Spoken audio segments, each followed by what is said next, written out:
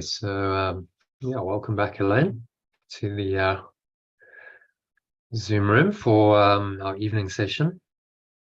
So we'll just, as usual, start off with today's quote, and got an email, some messaging, a message related to that, and that will lead us nicely into our lesson from Course in Miracles workbook. So let me share my screen with you. Okay.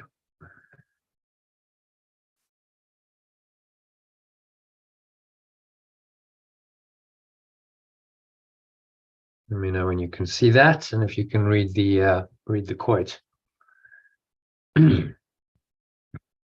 for us, just to kick it off. Yeah. Peace I leave with you. My peace I give to you. Not as the world gives do I give to you. Let not your hearts be troubled, neither let them be afraid. It's a quote from Yeshua the Christ, we call him, Jesus the Christ, because that was his title, quoted in the Gospel of John in the New Testament. So he shows us that the peace he experienced is ours as well. And urging us not to allow resistance to and fear of apparent problems to occupy our minds.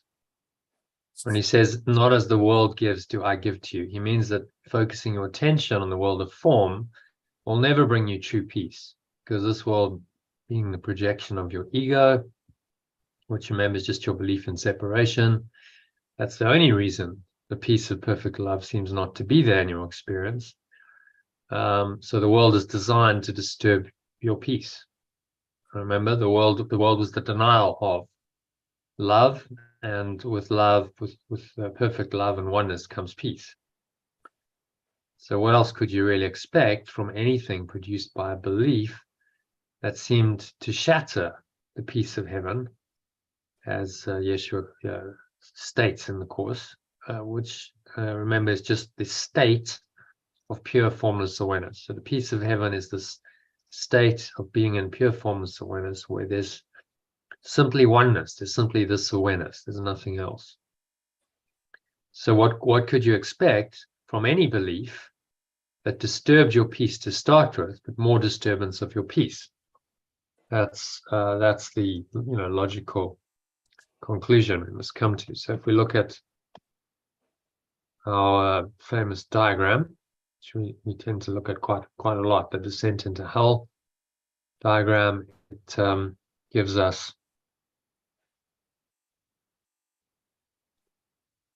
the metaphysics of it. So that tiny mad idea, he calls it, of separation, was the first idea that ever disturbed our peace.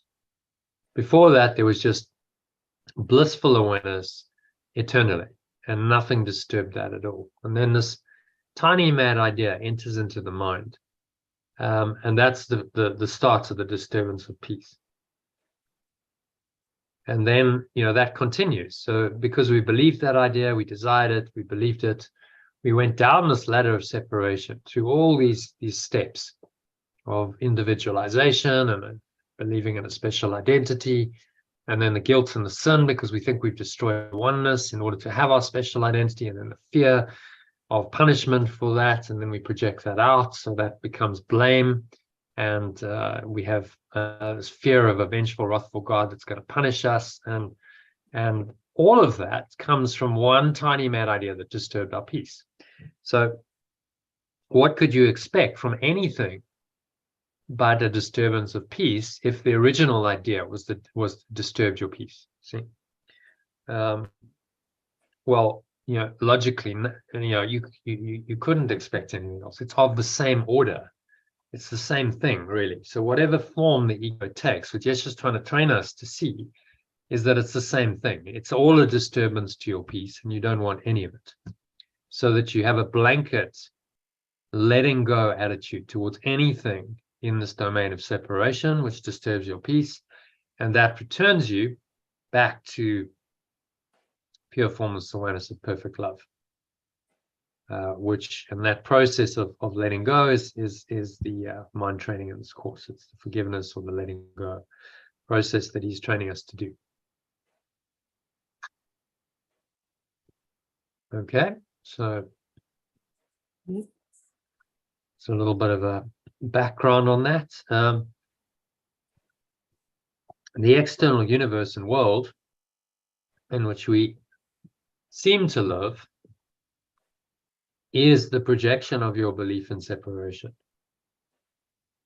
And now the seeming justification for endless disturbances of your peace. So remember, we've gone down the ladder. We project the world out as a result of the guilt and the sin and the fear and the attack. It all gets splurged out in this massive explosion of energy cosmologists call the Big Bang. And now we've literally gone out of our minds, and we seem to be living in this very separate world with all these separate forms, human beings and other forms of life, which are all separate, and this all seems to be very real to us. And now we're trying to find peace within this illusion of a world, and we never find it because we're looking in the wrong place. We need to look beyond the thought system that was based on the tiny mad idea of separation that was the first disturbance of our peace. We need to look to the awareness that pre-existed that, which is the peace of God that today's lesson is talking about. Okay, so Yeshua symbolizes the thought system of the Christ, which remember is just your true self that will save or awaken you from the self-created nightmare, in which peace does not seem to be possible, and various disturbing emotions like desire, or in Buddhist terminology, craving, resistance or aversion. Again, Buddhists call it aversion, we might call it resistance. That's really the desire for something to be different from what it is. No, this shouldn't be as it is, so now I resist it. Constant fear or anxiety that your expectations about how your apparently external reality should look will not be met. All of this seems to occupy your whole awareness instead. And so he urges you not to allow these troubles and fears, which are really caused by your own false beliefs and expectations, to disturb your peace in any way. In other words, awareness or vigilance is required while you seem to be living in this world, because here it's so easy to deny the peace you truly want when the ego presents you with opportunities to get upset by apparently external circumstances that is invented. And it tries to convince you that blaming other people in the world in general for your lack of peace will alleviate your guilt by giving it to other people and things, so God will punish them and not you. So just to explain that, it's trying to tell us that the way to peace is to offload your guilt onto someone else. So hence its obsession with blaming others. So accusation, blame, complaint, attack are all projections of this guilt, which it feels for its apparent sin of separating from its source. And it seeks to offload those and say, you're the guilty one, so therefore this fearful, wrathful, vengeful God is going to punish you.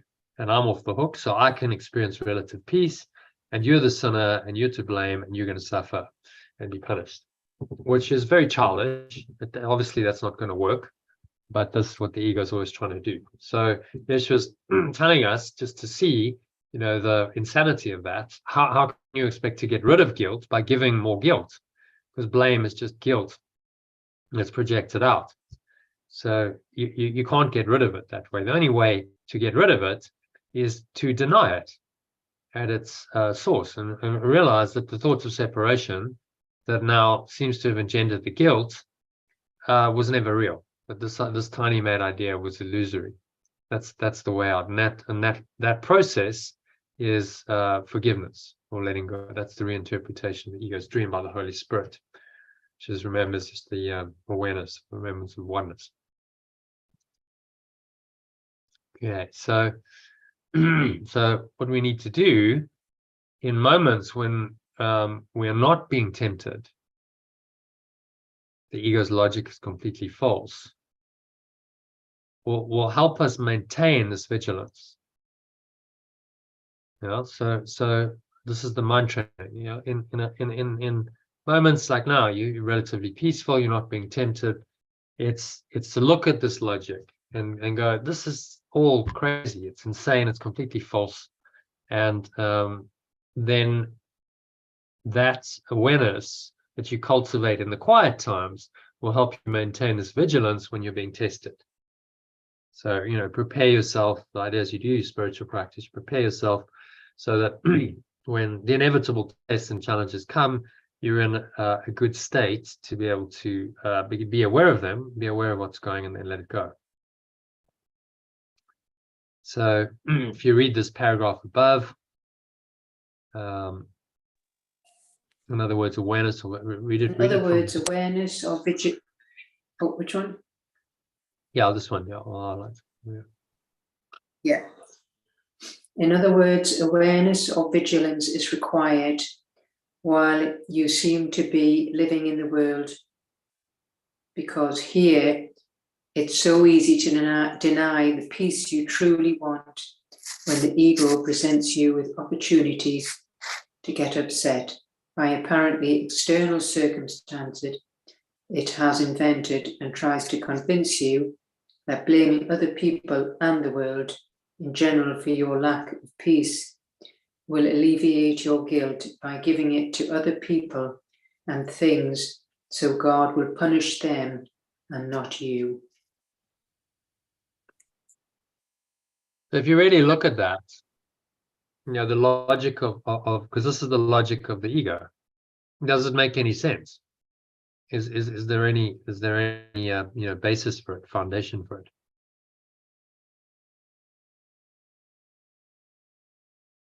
Can you ever find peace by giving your guilt, by blaming others?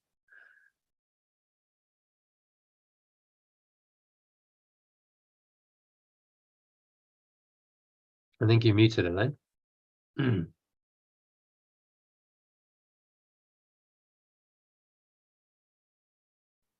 Okay. Have you gone off, Elaine? You muted? Are you all right?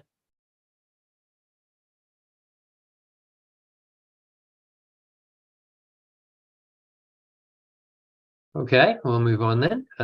So clearly insane, doesn't work. You can see the logic is crazy, and that's what we have to realize. So we do the mind training in quiet times so that we can entrench this understanding, and in the difficult times when we get tested, we're able to do it.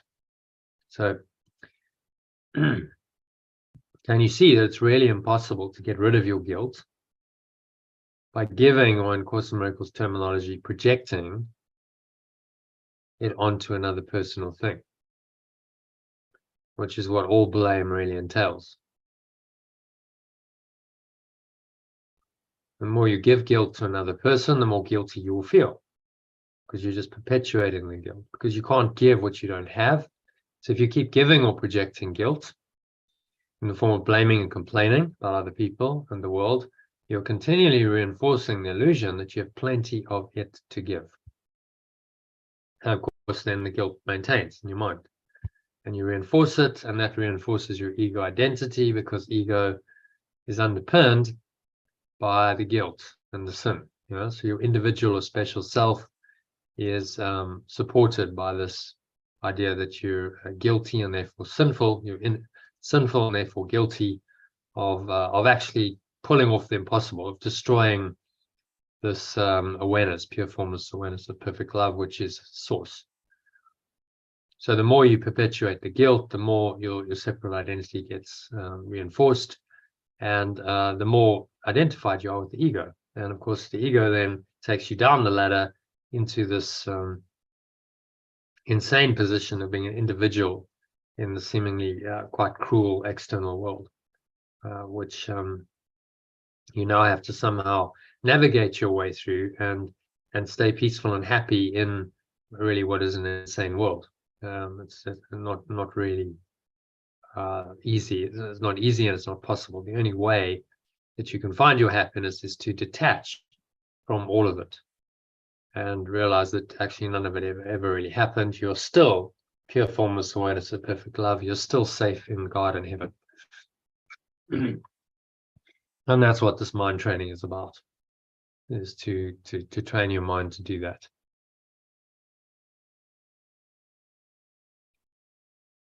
So it's also worth reminding yourself that no one can be guilty in truth, because nothing they seem to do in a dream is real. So they're never really separated from God or pure formless awareness of perfect love, and therefore they cannot be guilty and deserving of punishment for a crime they didn't commit. Right? If you could really separate from this source of life itself, you would cease to live. You would cease to have any life, any awareness. Well, you clearly do. There's something going on. There's an awareness or consciousness going on in you, which allows you to think and be present and speak and act. And so you haven't self-evidently destroyed the source of life, otherwise you'd have no life. So the belief that you have is delusional, and that belief can be let go of in whatever form it takes. So the sickness and the suffering and ultimately the death of the body are part of these illusory forms in which you think that you really have managed to pull off the impossible. You have destroyed God's or pure formless awareness of perfect love, and then the consequence of that must be real. You must suffer for that. You must be punished for that by God, which is now your illusory version, a false version of God.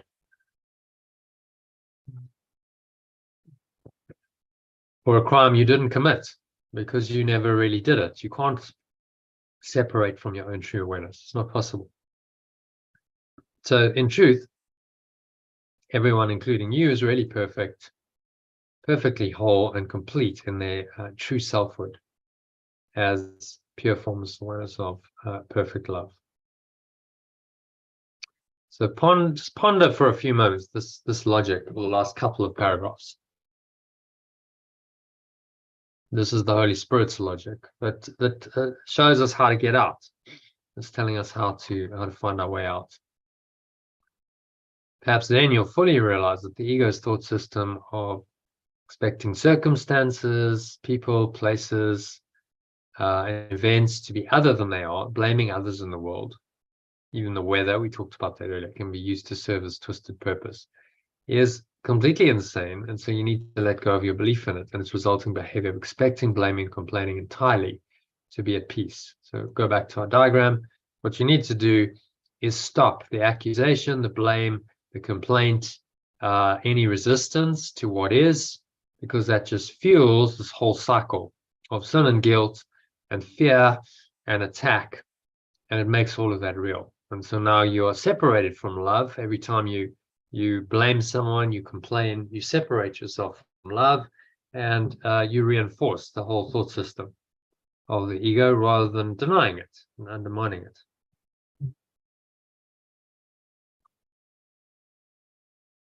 And so that's the way out. Just at every point in your now in your dream life, these two thought systems, the Holy Spirit's one that says just let it all go and go back to peace, or the ego's which says no, this has happened, this is very real, and you've got to try and somehow deal with this, fix it, manage it, control it, making it all very real. Those are the two options in every situation. So the logic of the one is insane, the ego doesn't work. So is that really an option? If you're in your right mind, no, it's not. So the only other option is to let it all go and listen to the Holy Spirit that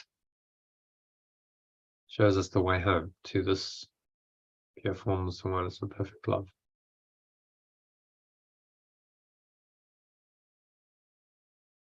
Okay, so any questions on that, Elaine? No, all good. Yeah, sorry for the interruption. You went away for a while, so Yeah, I got a call from Dave. Yeah, okay. yeah, all good. All right, so yeah, and just another, and we've looked at this diagram before, we've looked at the logic before, but we can't really look at it too often because it's the foundation of the ego system, and understanding it is then the awakening. Once you really understand how this all works, the only logical thing in your mind to do is to let it go, isn't it? So this is why Yeah. Yeshua's training it. He's teaching us over and over. He's saying, look, let's look at the ego. Let's expose it. And so you see how insane it is. You see just how futile and pointless and that it can never work. And then you will decide of your own accord to let it go because it just won't make any sense to you to do it anymore. Because he knows you have to decide to let it go. No one can force you to.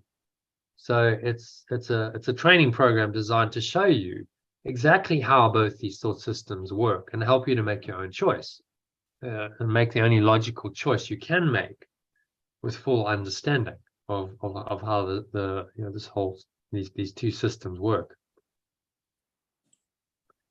which is exactly what this all these lessons and the text, it's that understanding. So you start to make your own choice and your own decision, and that's then true. That's for you, that now becomes the new reality because you've made the choice. Other people might still believe in the illusion, but in your mind, that's now something you've got to let go of, and you start moving away from it. You're moving along the blue arrows back into pure formless oneness and perfect love. And that process of the shift from identifying with this, the scrum of the ego and all of the thought system and the pain and the suffering it leads to, is process of letting that go, is this process of awakening. And then you move from this system along the blue arrow back into the state of pure formless awareness, which remember is just heaven. Being one with this awareness is to be one with God. And the dream is then undone. It has no more effect in your mind, and you certainly wouldn't need to come back here and have a body in another lifetime. So that's what we're training our minds to do. Okay, so that leads us into today's lesson quite nicely, which is lesson 200. So we're on a double century. Today we well over halfway through this through this course. Another 165 days to go. Yeah, keep going, right? Yeah. All right. So if you can read the let me just get a recording going quickly.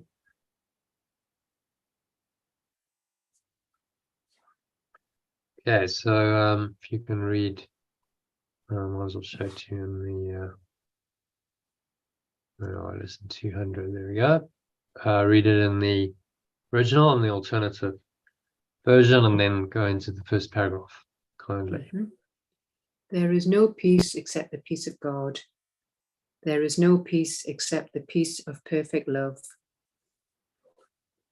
So the peace of God, God is love, so perfect love, so the peace of perfect love. And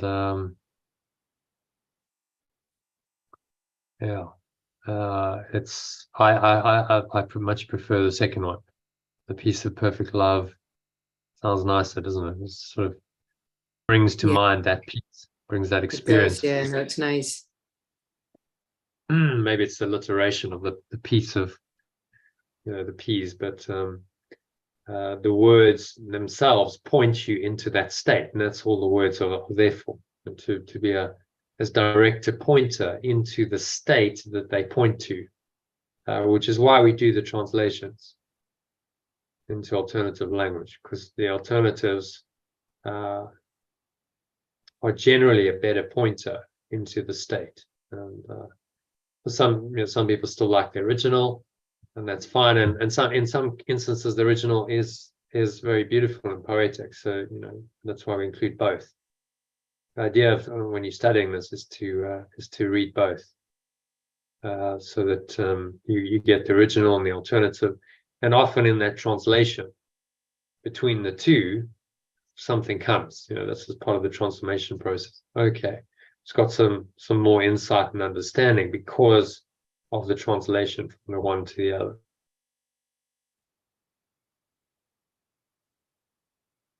Okay. Yes. So you read one, peace of God will be, so God is just perfect love, otherwise all pretty much the same. And just read an alternative then. Yeah. I seek no further. I will not find peace except the peace of perfect love. I accept this fact and save myself the agony of yet more bitter disappointments, bleak despair, and a sense of icy hopelessness and doubt. Seek no further. There is nothing else for me to find except the peace of perfect love, unless I seek for misery and pain.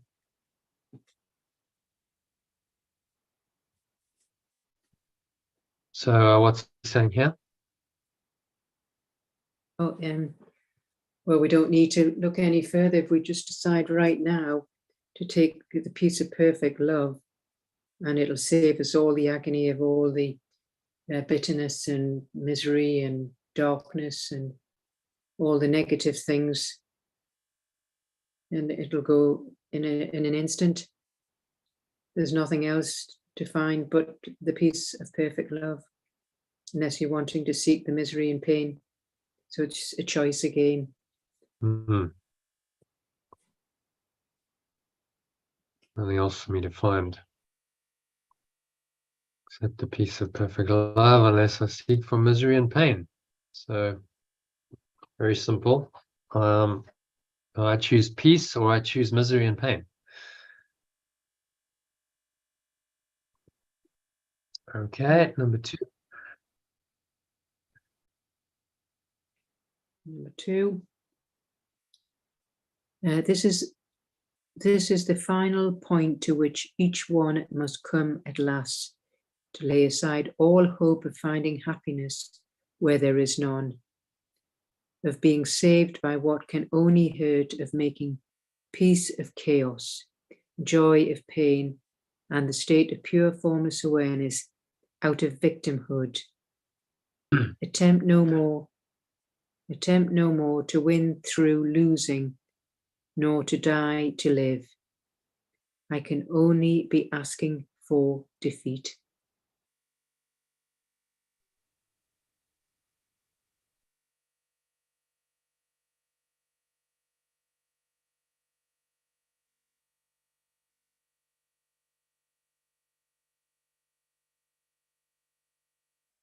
Yeah. Again, it's down to this choice.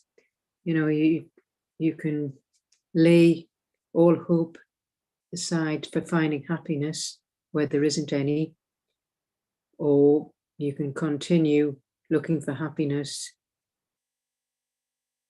the way you normally have done in the past, and just bringing on chaos instead of peace, and pain instead of joy. So why not choose state of pure formless awareness instead of victimhood and suffering?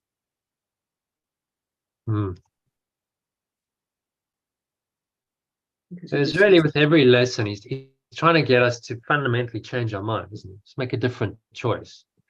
Yeah. It's okay, I've got to throw in the towel on this attempt by my ego to make this world my home, to make it real, to invest in it, attach to it. It's time to let go of it, because it doesn't work, never has worked. Why would I think that it's going to work in future?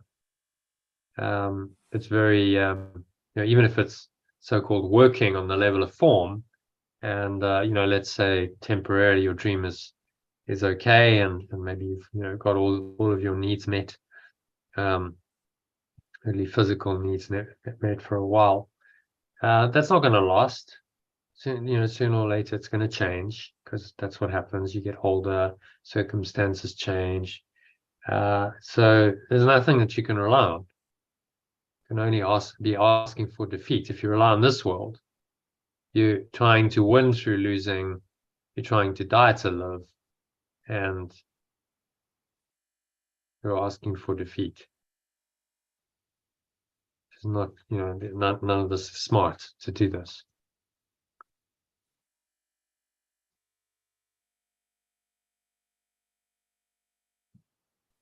I will not try to win through losing.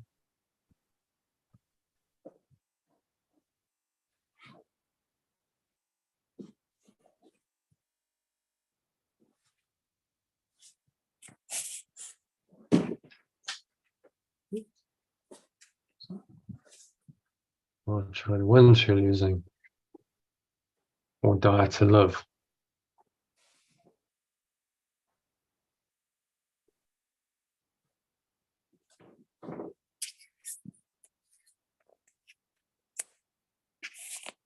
I will not try any longer to win through losing, or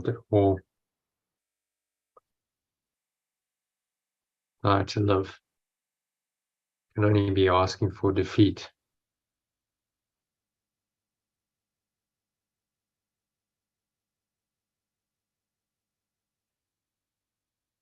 So it's really saying to us, give it up. Stop this futile game that you've been playing. Realize what it is that you're doing.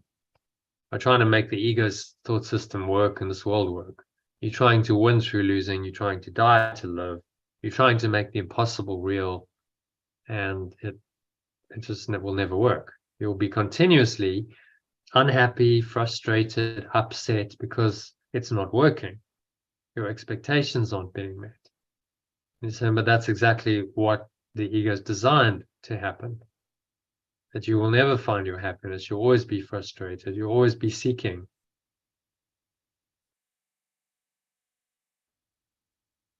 To make it better, but you can't make a thought system based on attack, fear, guilt, sin, and really this very dark, evil system. You can't make that work. You're never going to make that work. This is what he's trying to teach us.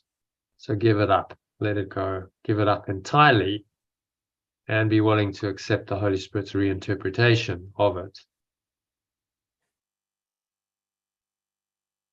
Okay. Thoughts on that? Happy to move on? Yeah, happy with that, yeah.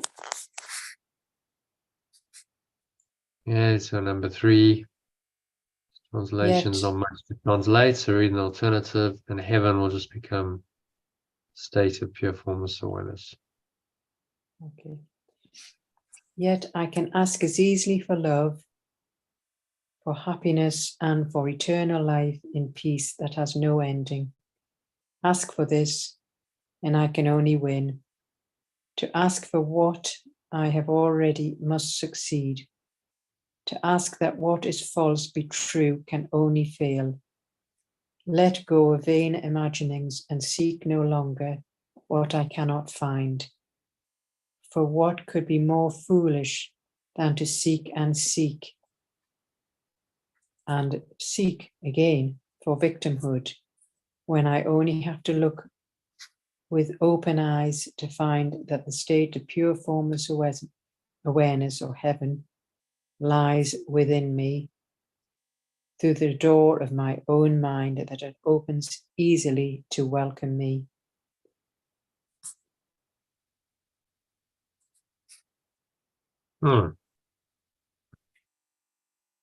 So what's he saying there? It's very easy to ask for this love, happiness, and eternal life, where peace is no ending.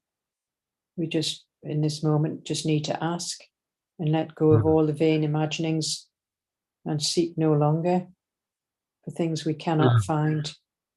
And it's, yeah. Vain imaginings would be false expectations and fears. Maybe say false.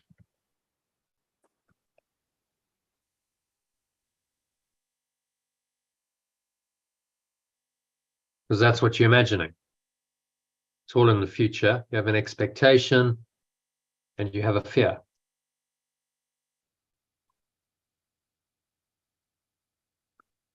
And vain really means futile expectations and fears. Seek no longer for what I.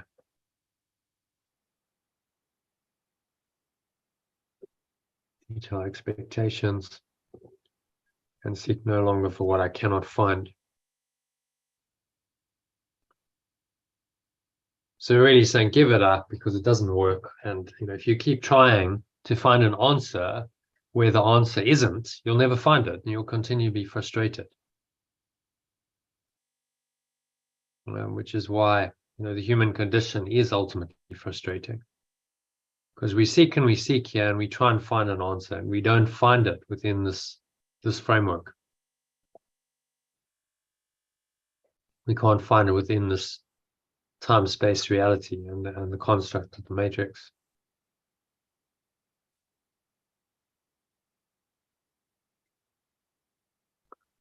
Okay. Yes. So happy to move to number 4. Yeah. So come home. So I'll personalize it. So I come home. I come home. I have not found my happiness in foreign places and in alien forms that have no meaning to me. Though I sought to make them meaningful, this world is not where I belong. I am a stranger here. But I have been given the means whereby the world no longer seems to be a prison, house, or jail for anyone.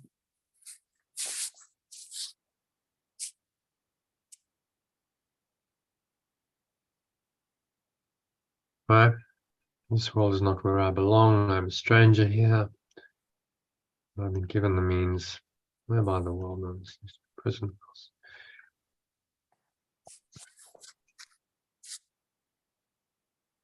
Okay. He's saying there, quite straightforward, but just. Yeah, it's just again the same message. Just, you choose now, today, then you can be relieved of all this time of feeling a stranger in a world that never belonged to us. It's foreign, and we can give that up now and release ourselves from the prison or jail. So it's not where we belong. We're strangers here. And we know that deep down, but we ignore it. I think everyone does. It's just, will you accept it and acknowledge it consciously? Most people just push those feelings away. They push them down, they push them away, they suppress them. But if you're willing to be conscious about it, and you see that, oh, actually there's a fundamental problem here. Fundamentally, this world doesn't work.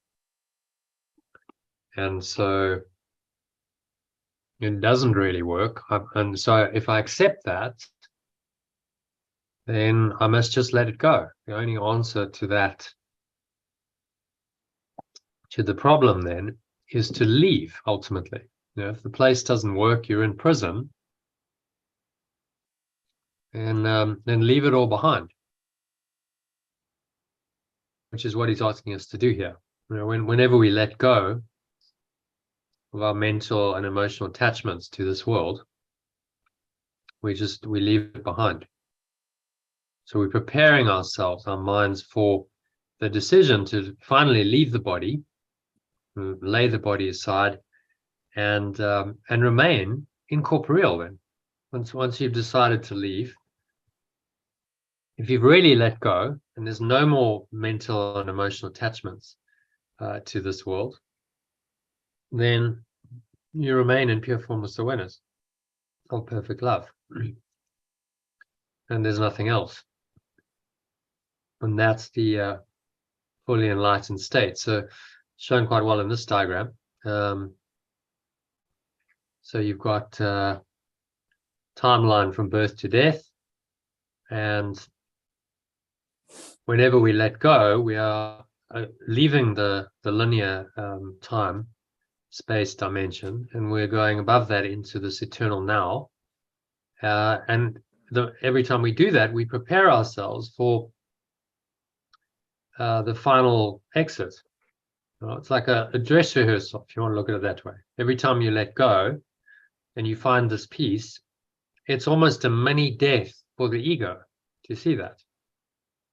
Because you're denying it in that moment and you're going back into your source and experiencing that. And so you're practicing, you're training for the moment of your physical death.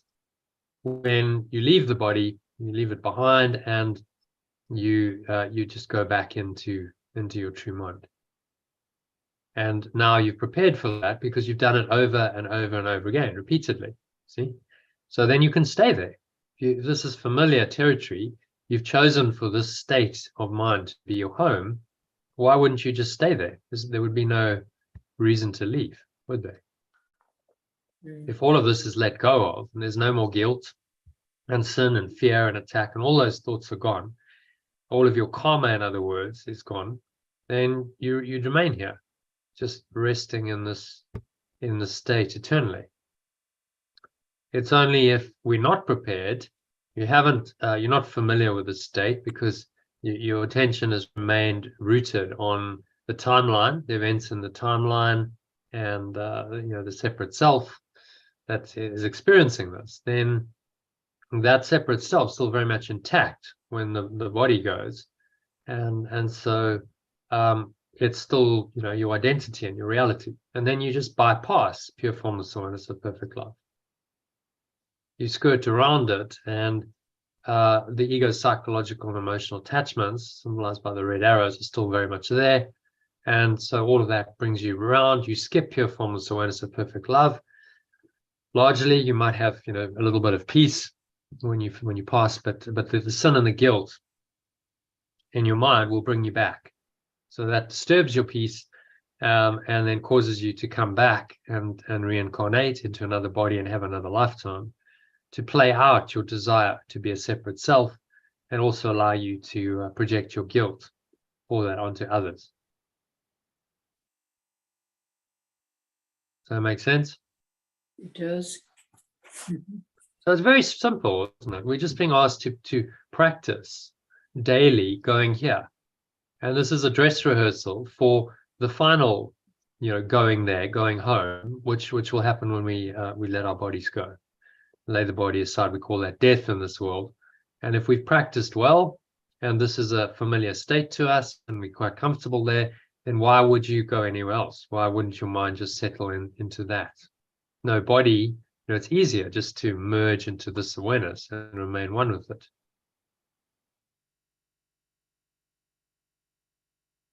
And so this is, from a higher level in terms of escaping the world and escaping from the cycle of birth and death.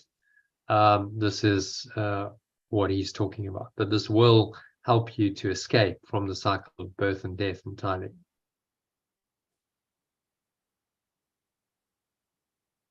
Okay. Yeah. All right. So that's going home, freeing ourselves from the prison or jail, which is this world of time and space. Time and space is the prison, the matrix, if you like, I'm using terms of language, whatever you want to call it, that keeps us away from true reality. And once we recognize it for what it is, that is a prison or a jail for not just us, but everyone, then our only task should be to free ourselves, to do a prison break and escape from it.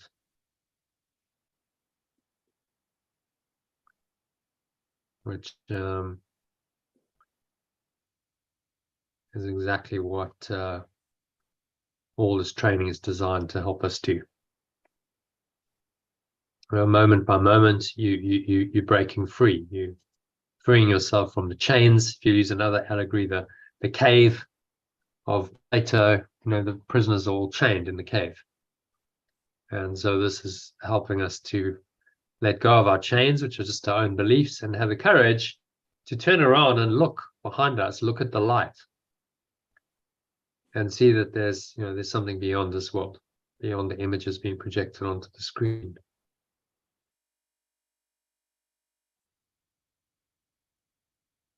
Okay.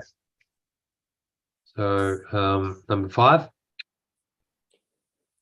Freedom is given to me where I perceive only chains and iron doors. But I must change my mind about the purpose of the world if I want to escape it.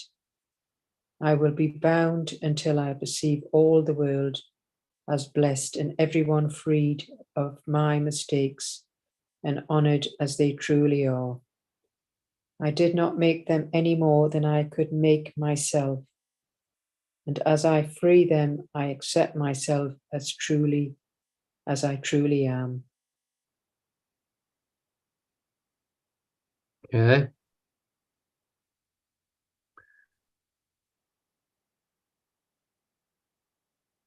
Any blocks. So the iron doors and chains and iron doors are blocks and defenses. Where I perceived only chains, maybe we'll call it false beliefs.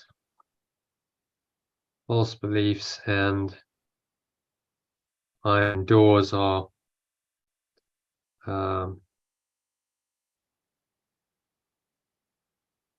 mental and emotional blocks.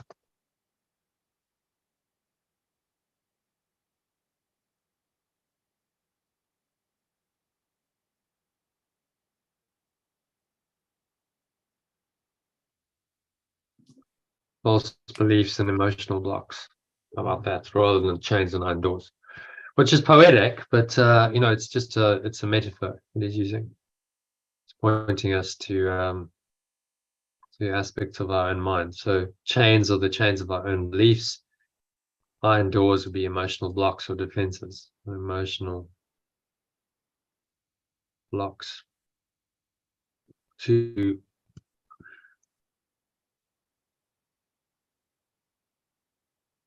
awareness of love's presence.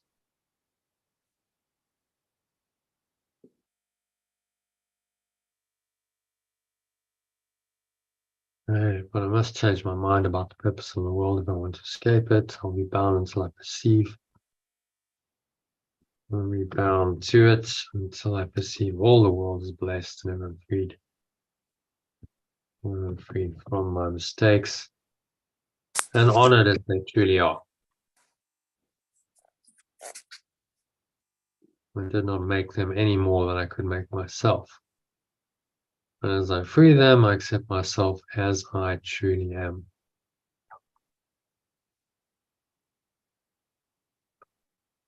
Okay.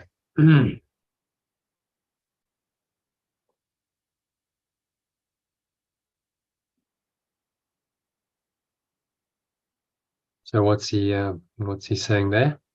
Summary. Well, freedom will be given to us when we recognize our false beliefs and emotional blocks to this awareness of love, but we need to change our minds about the purpose of the world in order to escape it. Yeah. So as we free them, we accept who we truly are. Everyone freed from my mistakes. Mm-hmm. So I've made mistakes, then I project them onto someone else. And then I hold them responsible and I blame them. Honored as they truly are, honor them as the Christ, the true self, what they really are, which is the same as yourself. I did not make them any more than I could make myself. Capital S, maybe.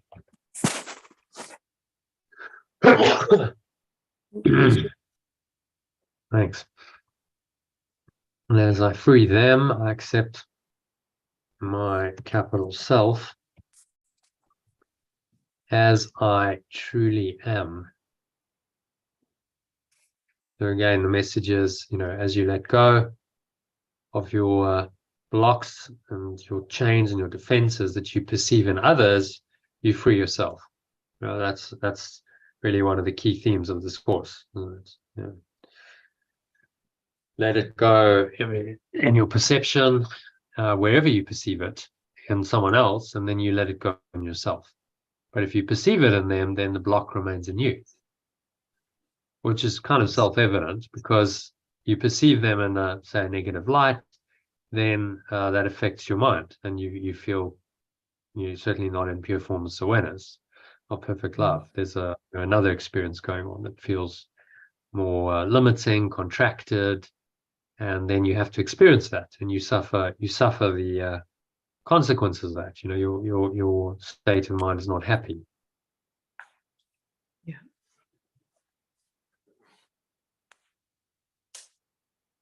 Okay, so happy to move on to number 6. Yeah. I think read this one in the original, line by line, and then the alternative is a bit to translate here. What does forgiveness do? What does letting go do? In truth, it has no function and does nothing. In truth, it has no function and does nothing. For it is unknown in heaven, for it is unknown in the state of pure formless awareness. It is only hell where it is needed and where it must serve a mighty function. It is only victimhood where it is needed and where it must serve a mighty function. Is not the escape of God's beloved Son from evil dreams that he imagines, yet believes are true, a worthy purpose? Is it not the escape of perfect love's beloved extension from evil dreams that it imagines, yet believes are true, a worthy purpose? Who could hope for more? While there appears to be a choice to make between success and failure, love and fear. Who could hope for more while there appears to be a choice to make between success and failure, love and fear?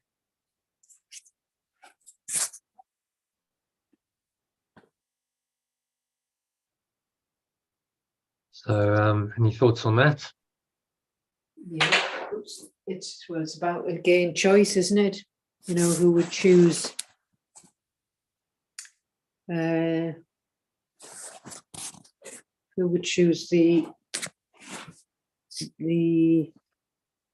separate self as opposed to pure formless awareness, and it's only our victimhood where it's needed and where it must serve a mighty function. So the escape from perfect love, extension from evil dreams that it imagines, and yet we believe are true and worthy of purpose when they're just not real. So again, it's back down to choice to make between success and failure, or love and fear.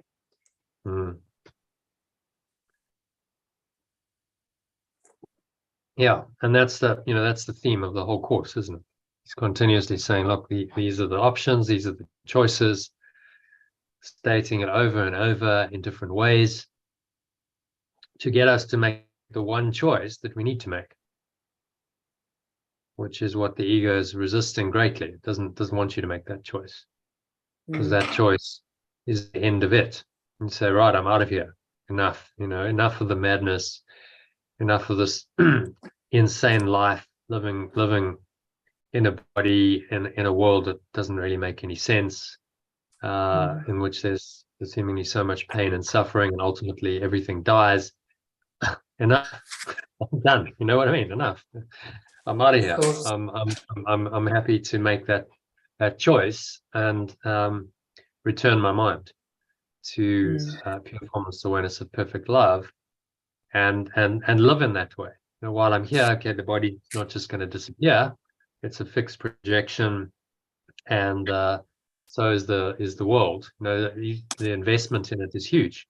So look at what we've produced. But he's asking us to make a choice on this higher level. So go back to our diagram. He's asking us to choose to go here, no matter what seems to be happening in the world, in this linear sequence of time. We can make the choice to go back here and find this awareness and experience this. And this is the peace he's talking about. The peace of God, or the peace of perfect love, lies here. So we can always make that choice for peace. And then we must deny this world, this reality of seemingly linear time and space, in order to experience this eternal peace. And we can make that choice in every situation. Whatever presents itself that wants to root us down onto the timeline. So these red arrows, or the ego's psychological and emotional attachments, which can seem to be very strong. They have a sort of pulling power, don't they? They try and pull you down, and you really do feel the kind of the depression and the oppression of them, because they're trying to pull you down onto the timeline and keep you there, stuck in time and space as a seemingly little self in a body, doomed to experience various slings and arrows of outrageous fortune, as Shakespeare called them, and then eventually you die. And if you haven't corrected your mind, those psychological and emotional attachments maintain, and just come and you do it all over again. And another life, another body, another life, another time, another place, maybe not even the same planet. Who knows? It's a huge, huge universe out there. So there might be many planets. But in the end, it's the same thing. Wherever you go, whatever you do, whichever body you choose, whichever lifetime you choose, it's the same thing. You're going to encounter the same difficulties, challenges, obstacles, hurdles, and ultimately sickness, pain, suffering, and death. And you can be sure that those will happen on other planets as well, because that's how it goes in this equation. So, Yeshua's saying, well, this planet is as good as any to wake up. Don't think that you can go somewhere else and it's going to be any better, because this is the ego's world. So it's reality. And so yes, sickness, pain, suffering, and death are an integral part of it. So you can let it go entirely, transcend it, and find a state of mind that's beyond those illusions entirely, which is heaven. Or you can try and stay here and make it work, and somehow find happiness and peace in a system designed to sabotage your happiness and peace. And you say, well, good luck with that one, because all you can do, the only way you can find happiness and peace is to let it go. You have to deny it to find happiness and peace, which is what forgiveness or letting go is about. So again, stating it in simple terms, in terms of a choice that you have to make, and he's asking us to make that choice again today. In each lesson, he's asking us to make that choice. And if you keep doing that and you keep making that choice, you will change your mind eventually. You'll get to the point where you go, okay, I've made the choice. It's irrevocable. I'm out of here. I'm leaving my last lifetime. And when I finally let go of the body, my mind is prepared and ready. I've made the choice, and I just kind of fade away and merge into this state of mind, which is deeply peaceful and blissful. And then there's no need for a body, and there's no need to come back for another go at this and another experience of separation, because your mind has healed itself, and you realize there's no point in separation at all.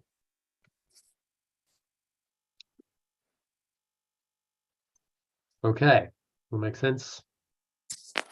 It does. He's saying, who could hope for more? So is not this escape of perfect love's beloved extension a worthy purpose? In fact, this is the only purpose. So there's no other purpose here. Purpose of the world is to help you escape from the world and transcend it. That's the only thing of value in this world. So use it for that purpose, and you will find the true meaning and the true value of it. Use it for any other purpose, and you will suffer accordingly, because you're giving it a false purpose, and it doesn't meet that purpose. Then you're having to try and understand then why the world's not working and meeting your expectations, rather than just accepting what he's saying. Okay, the world doesn't work. It's a construct of the ego. It wasn't designed to work ever. It was designed to frustrate me, hurt me, attack me, kill me, eventually. That's what it was designed for. So why am I expecting it to be anything else? Why am I trying to make it something that it's not?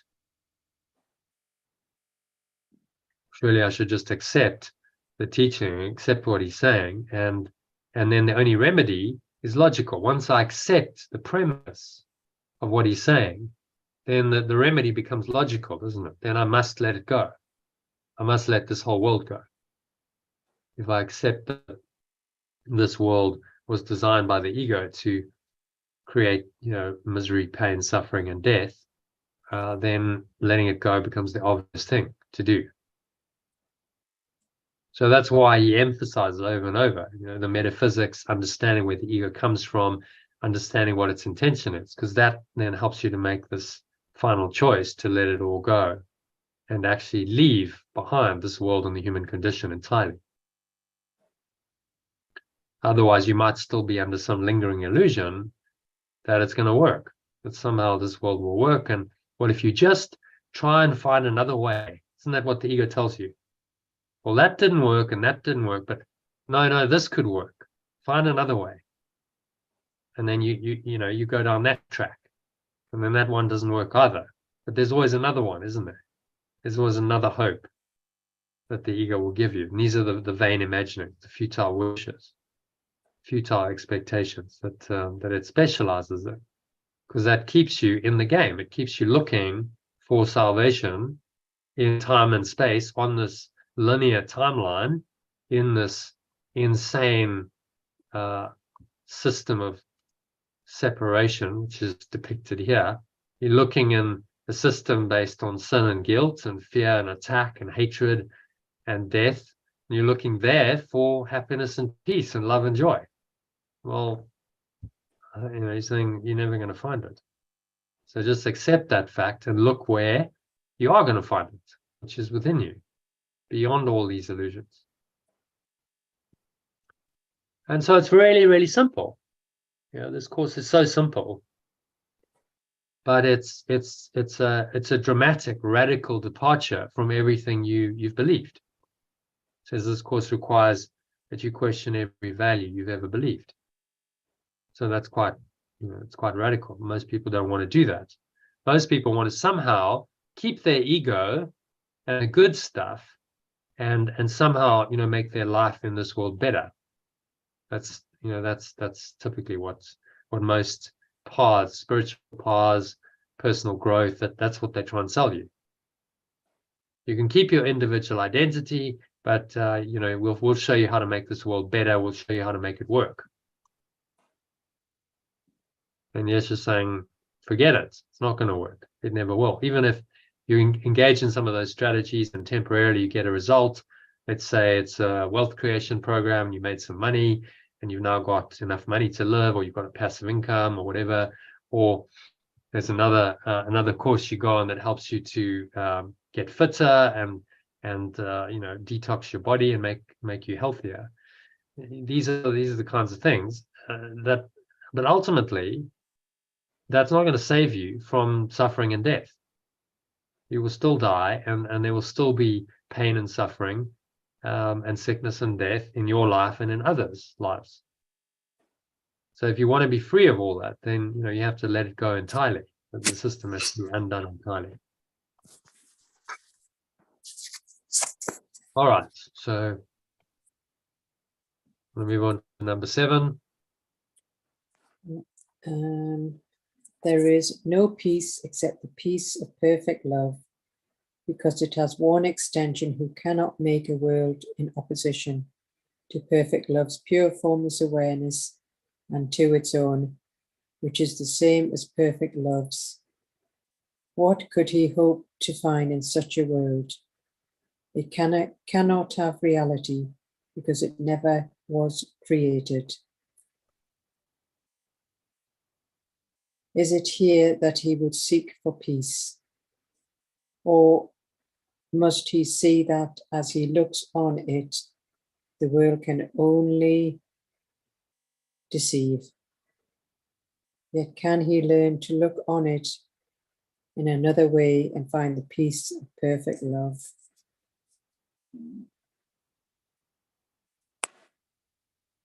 Change it to first person.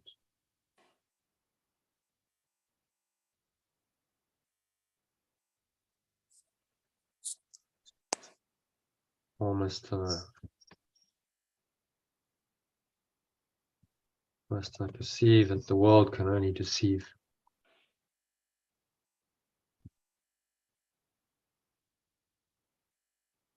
Must I accept, really? He's saying you've got to accept this.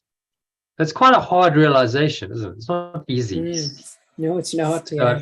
Okay, the whole world's just a mess. It doesn't work. It's never going to work. Everything I've tried to make it work, I can understand now why none of it's worked, because it's not meant to work. It's meant to frustrate me and cause all kinds of other negative emotions and then ultimately kill me, because that's what the ego wants. Okay, I accept. If I truly accept that, then almost that's enlightenment done, because once I accept that, the remedy becomes obvious, doesn't it? Okay, well, I got to leave, right? If I'm in hell and this place is completely insane and there's no hope here, your only sane option is to leave it and go back home to another reality, leave it behind. But if I think that there's still some hope here and that something else might just work, then I'll continue pursuing whatever I think is going to work. And that pursuit, which is desire, will keep me here. Because where do I come to have those kinds of desires and pursue these things? I come into this world. I need to come into another body and have another life to pursue that, you see? So one false expectation will pull you back into the dream world, into a human form, which is why this mind training is so comprehensive. He's saying you've got to let go of all of it. And why he's so strict. He's not giving us any flex, because he knows, well, one illusion is going to sabotage the peace of God, and you'll suffer accordingly in this life, but it will also keep you coming back here. You're going to reincarnate again and again until all of your illusions have been let go of. And so that's why it's very rigorous. He's saying you've got to look at all of them and you've got to let them go. And it's a complete breakaway. It's a decision. Remember, decision means to cut away. It comes from the Latin words decidere, which means in Latin to cut away. So the true decision cuts away entirely one option. That's what a decision means. It doesn't mean, well, I have a little bit of this, but I'll kind of hedge my bets and also have a bit of this. So no, I cut away the one option, I burn my bridges, and I go for the other. And I'm 100% committed because the other one's been totally cut away. That's what he's asking us to do. Cut away the ego as an option. So, you all into the Holy Spirit, to its interpretation of this insane world and its ultimate destination that it's leading you to, which is pure formless awareness of perfect love. And then if you're 100% committed, you can't fail to experience that, because the experience comes from your own belief and your own commitment, you see.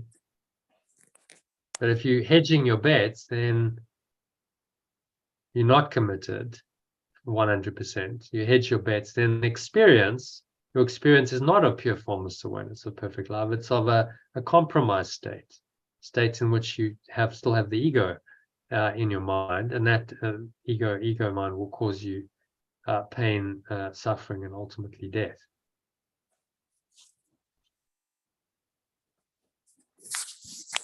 Okay.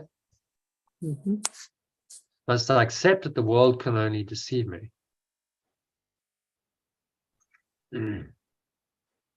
Or do I just have to accept that the world can only deceive me? That's what he's saying. Accept that, and then the remedy is obvious. You must then let go of the world.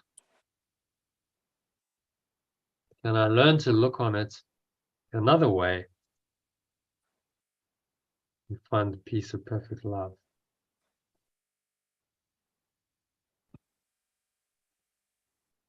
And yet I can learn to perceive it another way and find the peace of perfect love. So the alternative perception comes from your decision to let go of the ego and leave this world entirely. Then I learn to perceive it another way, learn to perceive it as helping me to let go. And whatever's arising in my experience, and let's say I've been triggered by something, that is now something that has arisen in my mind, and I need to let it go in order to be free.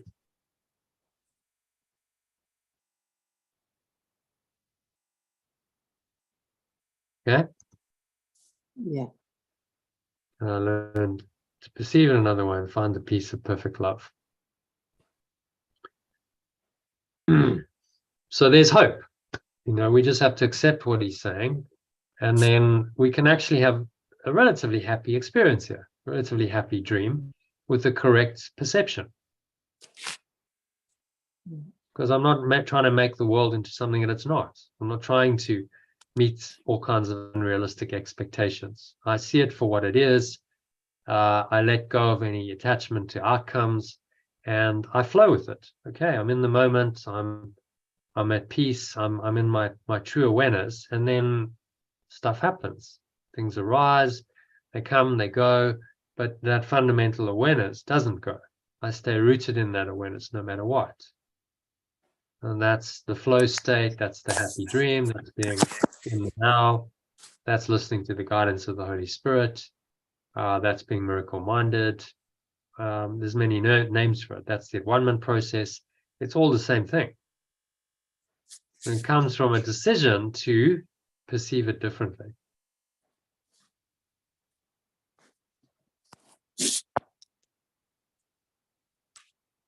Okay. Any other thoughts on number 7? That's good. Yeah, very clear. Oops. Yeah. I think it's very unambiguous. What I like about this teaching is it's unambiguous. There's no equivocation, there's no ambiguity. So okay, it's a very clear, straightforward. It's radical because it's like, whoa, what he's asking me to do is just let it all go. No more anything, no more human life, no more body, no more special relationships, no more world. I don't come here anymore. Yeah, that's exactly what he's saying. So, the mind gets a bit of a shock with that. The ego doesn't like that. But he's saying, look, this is the only solution. This is all the only thing that's going to work. Because the ego's world will never work. Surely you've learned that by now. Well, we still haven't. Maybe that's why we need the mind training. But we've all experienced the downsides of this world. Not just in this lifetime, but in others. And there's a sense of pointlessness to it all. Futility. Like why are we even bothering? Why all this frantic activity and all this stuff that goes on in this world? What's the point? Does it bring anyone peace, happiness, love? Or is it just frantic activity to distract us from the truth of who we really are? Just temporary pleasures. Distractionville. This is distractionville. That's what it is. The world is a massive distraction device to distract you from the truth of who you are and convince you that you're something else, that you are a separate self, and that you do have these other desires, expectations, fears, the guilt, the sin. All of that is real, and the world seems to prove that. But that's what it was designed to do by the ego. The matrix was designed to deceive you and show you what is false, and try and convince you to believe in it, and then believe in a separate self at the same time. That's what it was designed to do from the outset. So the Spirit, God didn't design this. It was designed by the ego, which is why it's a mess. But the metaphysics are that, well, that ego, that idea of separation, that's all the ego is, was never real. It was a tiny mad idea that never happened. It's an impossible idea. So although we've believed the impossible idea and we've gone down the ladder in our dream, actually in reality, that's never happened. Because the dream isn't real. So we can just forget all of this, correct it, and just go back here.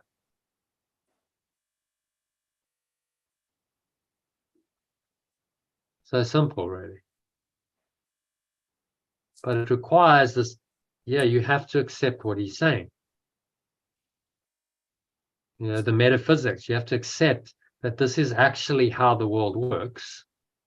And this is the truth. Otherwise, you won't accept the remedy. And you'll continue to believe there's something else that's going to work in this world. And that's why he spends a lot of time on the metaphysics and teaching us how the ego system works, because he knows unless you understand that and go, whoa, okay, I'm getting that, and that's just completely insane, and there's no hope there, you won't be willing to let it go, because you'll continue to believe falsely that there is some hope. All right, so moving on to number 8, peace is the bridge everyone will cross. Peace is the bridge that everyone will cross to leave the world behind. But peace begins within the world perceived as different and leads from the fresh perception to the boundary of pure formless awareness and beyond it. Peace is the answer to conflicting goals, senseless journeys, frantic, vain pursuits, and meaningless endeavors. Now the way is easy, sloping gently toward the bridge where freedom lies within the peace of perfect love.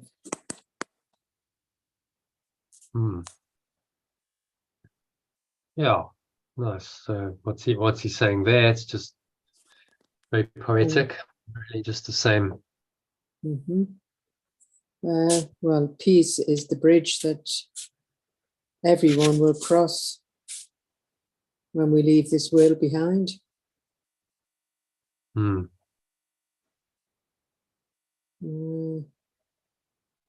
Well, peace is the answer to all the conflicting goals and the senseless journeys and frantic, vain pursuits and all its meaningless endeavors. Yeah, and the way is easy, but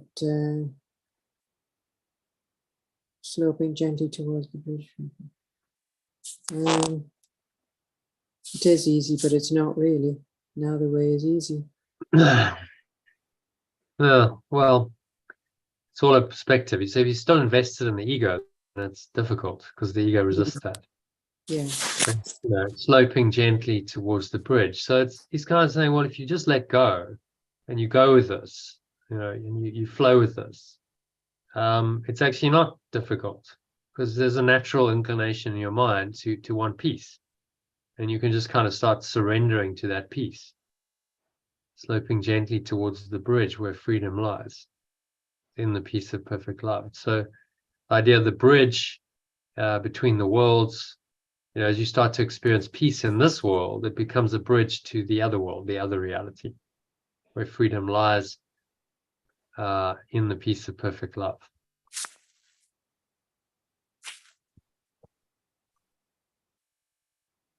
And he's encouraging us just to start letting go and surrendering to this. Saying, well, yeah, I just go with what feels peaceful. And it's so peaceful and it's lovely and it's joyful. And I can actually just let go of my resistance to that. Why am I resisting that? What? Because I want my conflicting goals. I want senseless journeys. frantic vain pursuits and meaningless endeavors? Do I really want a world of that? Or do I just want this deep, tranquil peace and to stay there forever? I don't think I can leave all these meaningless endeavors and frantic vain pursuits behind.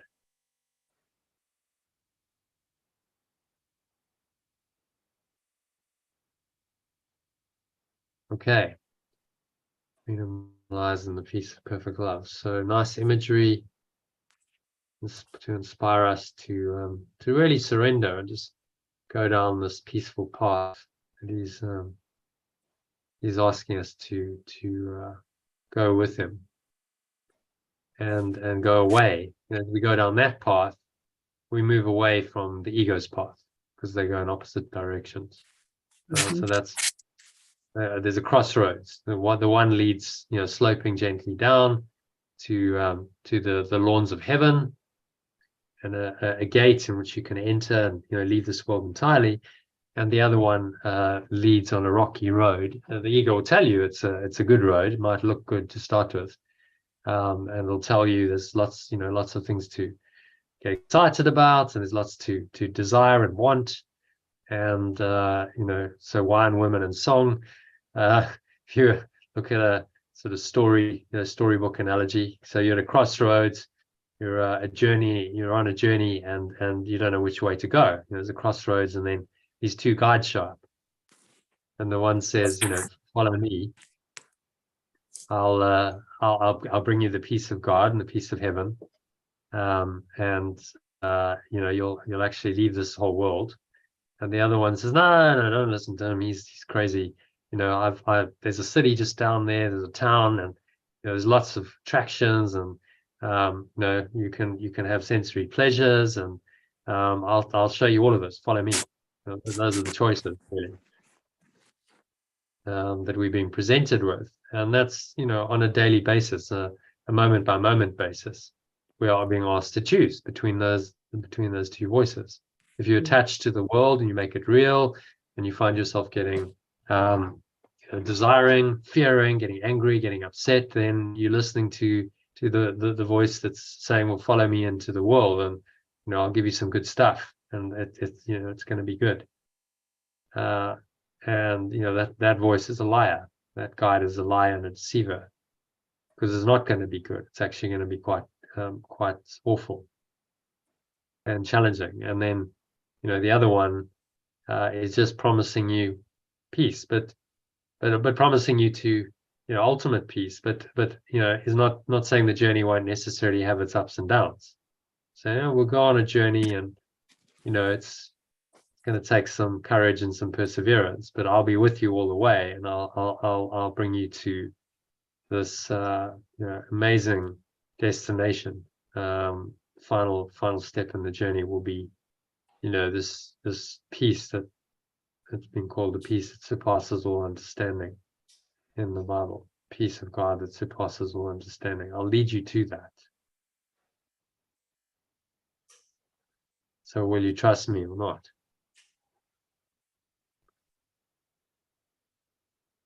Okay, number 9.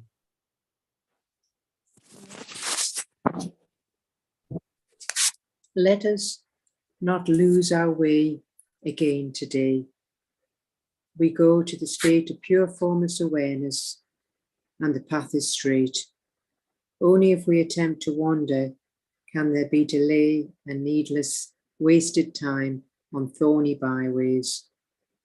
Pure formless awareness of perfect love alone is sure, and it will guide our footsteps. It will not desert its extension in need, nor let it stray forever from its home. The source calls the extension, will hear. And that is all there is to what appears to be a world apart from pure formless awareness of perfect love, where bodies have reality.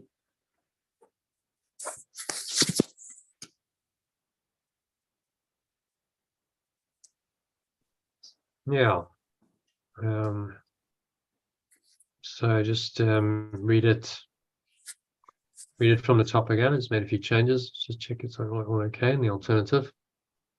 I will not lose my way again today. I go to the state of pure formless awareness, and the path is straight. Only if I attempt to wander can there be delay and needless wasted time on thorny byways. Pure formless awareness of perfect love alone is sure, and it will guide my footsteps.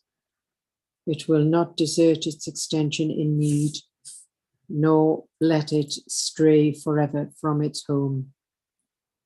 The source calls the extension will hear, and that is all there is to what appears to be a world apart from pure formless awareness of perfect love, where bodies have reality.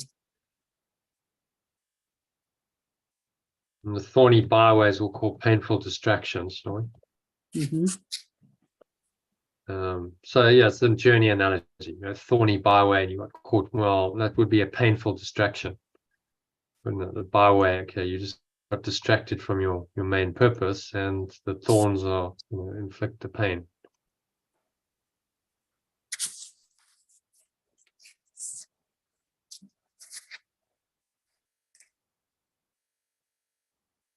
And it will guide my journey, my footsteps. It will guide me every step of the way. How about that?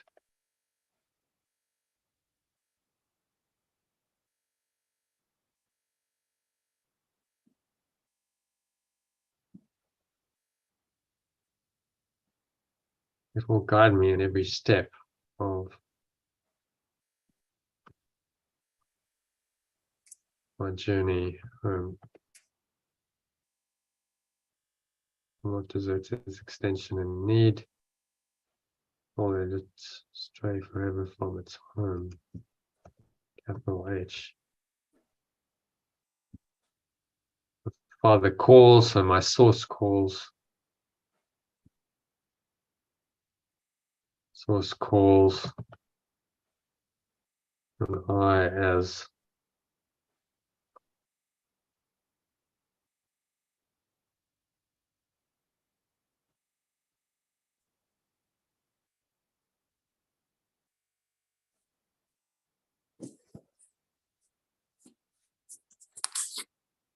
its extension will hear. And that's all there is to what appears to be a world apart. Pure formless awareness of perfect love, where bodies have reality.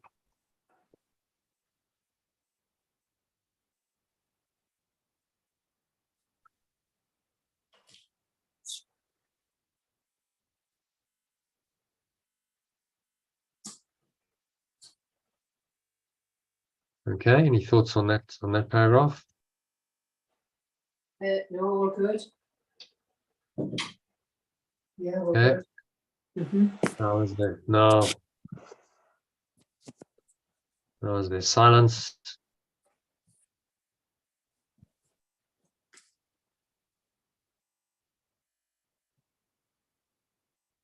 Sorry, do you want me to read that? Yeah. Yeah. Yeah, sorry. Now there is silence. Seek no further. I have come to where the road is carpeted with leaves of false desires, fallen from the trees of hopelessness I sought before. Now are they underfoot, and I look up and on toward the state of pure formless awareness with, I can't see that word, with the body's eyes. The body's eyes, only serving for a moment longer now.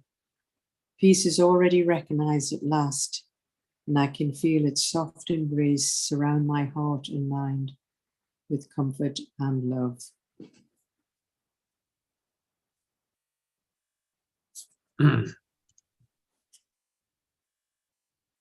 So, I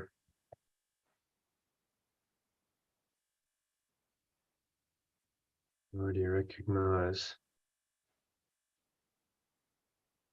I have, how much I have recognized. I have recognized peace at last. I can feel its soft embrace surround my heart and mind with comfort and love. Oh, which is really, lovely imagery, very poetic, isn't it? Just It is.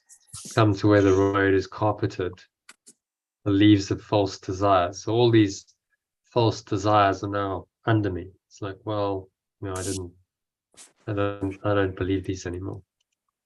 Fallen from the trees of hopelessness I sought before.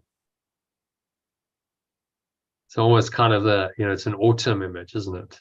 Very okay. So I'm just the world is being let go of. It's in that cycle of decay and going into winter, and I'm exiting. This is kind of my final, my swan song. I'm leaving it all behind. But it's very peaceful. I feel this deep peace at this decision. None of these things matter anymore. I'm preparing myself for the embrace of eternity. I feel its soft embrace surround my heart and mind with comfort and love.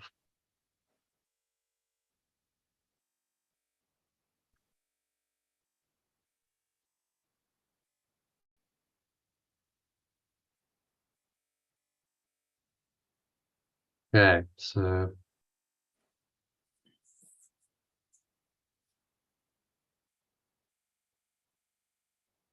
move on to number 11. Yeah. What the alternative? Yeah.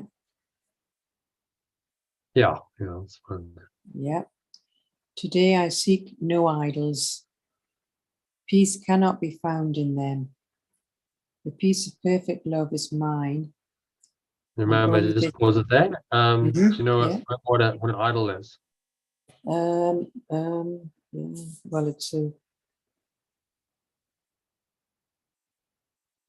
Well, it's it's things in the world that we look up to, our false idols.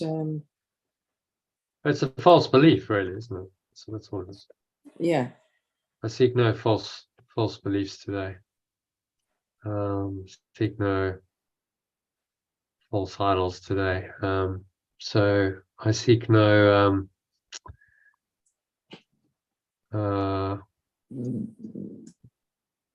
he's really talking about his form. I seek no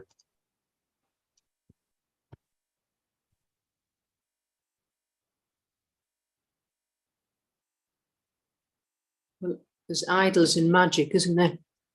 Magic is the medicines, and idols are like the forms, aren't they? yeah, well an idol would be if you believed an idol works to accomplish something, then that would be magic, wouldn't it? So when I've got this, whatever it is that you desire, when I've got my new job or my new house or my new car, my new relationship, then I'll be happy. That's the idol, yeah. That's so you valued a form, an illusory form, and you said now that's going to bring you happiness sometime in the future. So I seek no illusory forms today. And give up on that. You don't seek any of it. Really, you just want the peace of God that is beyond all these illusions.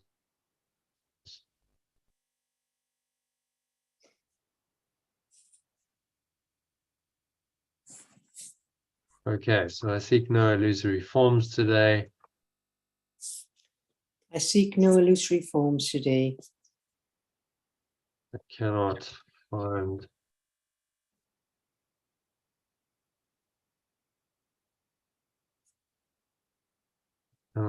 peace in them. I cannot find peace in them. The peace of perfect love is mine, and only this will I accept and want. Peace be to me today. for I have found a simple, happy way to leave the world of ambiguity and to replace my shifting goals and solitary dreams with single purpose and companionship. For peace is union if it be of perfect love. I seek no further. I am close to home and draw still nearer every time I say, there is no peace except the peace of perfect love, and I am glad and thankful it is so.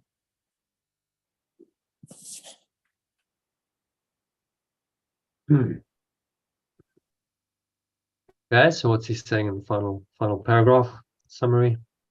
Well, we just no longer need to seek for idols or illusory forms, and we can decide now, seek no further, and we'll be close to home then and draw nearer every time we affirm there is no peace except the peace of perfect love, and be glad and thankful it is so.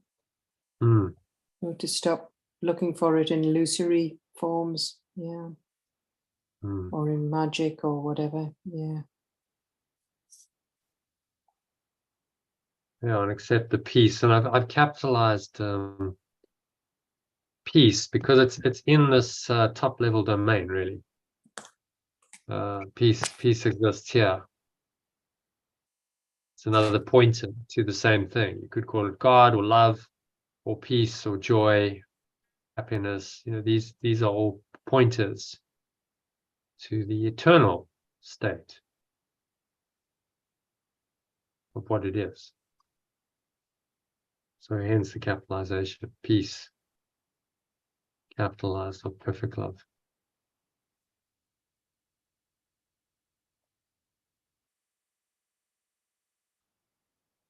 Okay, so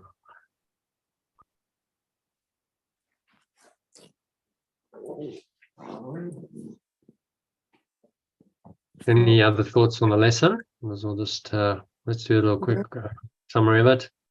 3 paragraphs, 4 paragraphs of 2 seconds. summaries. I think the little cat's crying. It wants to go out. Come on. And I just let the little cat out. It's crying. Come on.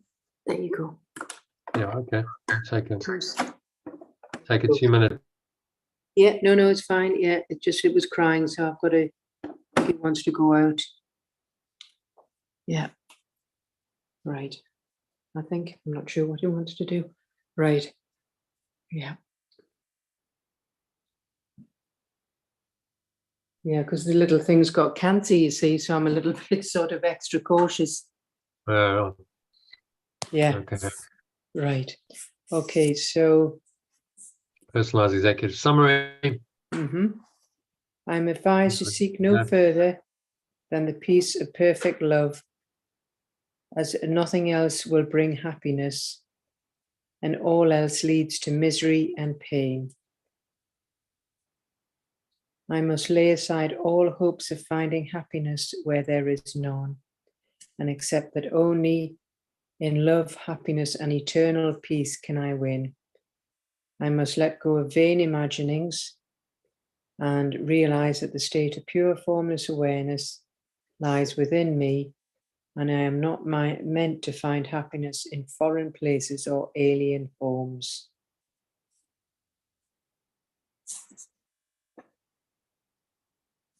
Okay, so thoughts about that?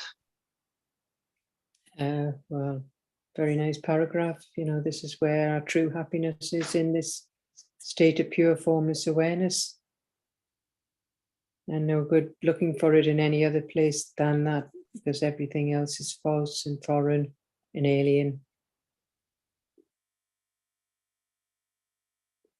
Yeah. So this is the only choice. Eternal peace of perfect love. Can I win?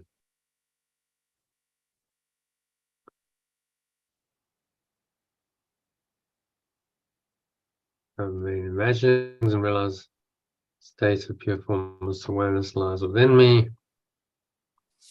Not meant to find happiness in foreign places or alien forms.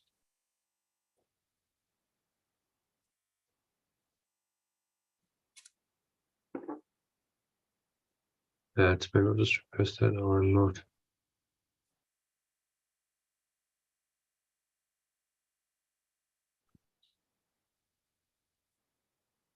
In pure forms of awareness.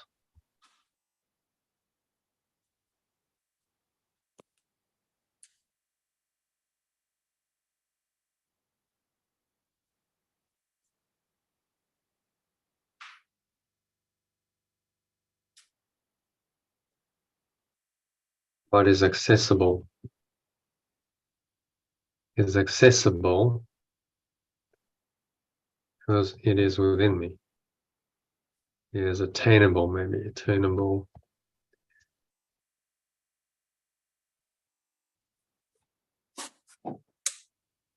And that can attain state of pure formless awareness.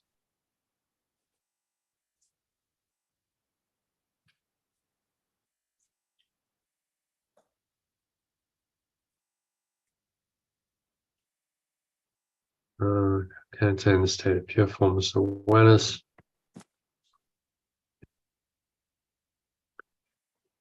Because it is within me already. Okay. Next one, freedom. Yeah. Freedom is given where I perceived only chains. But I must change my mind about the world's purpose to escape it. As I free others from my mistakes, I accept myself as truly as I truly am. Letting go in truth does nothing, as it is unknown in the state of pure formless awareness and is only needed in victimhood. There is no peace except the peace of perfect love, and I must learn to look on the world another way to find it. Peace is the bridge to leave this world behind, and it begins within the world perceived as different. Yeah, just pause it there. I'm just catching up. Freedom was given to me where I perceived only false beliefs. Or I must change my mind about the world's purpose to escape it. As I free others from my mistakes, I accept myself as I truly am. Letting go in truth does nothing. As it is unknown in the state of pure formless awareness, it is only needed in victimhood.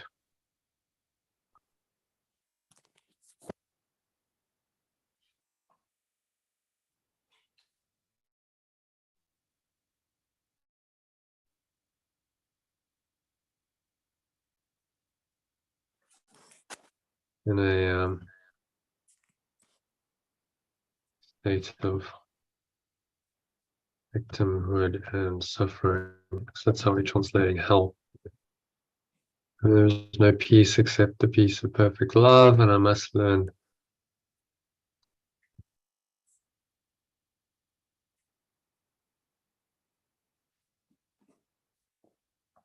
to look on the world another way, to experience it. Peace is the bridge to leave this world behind.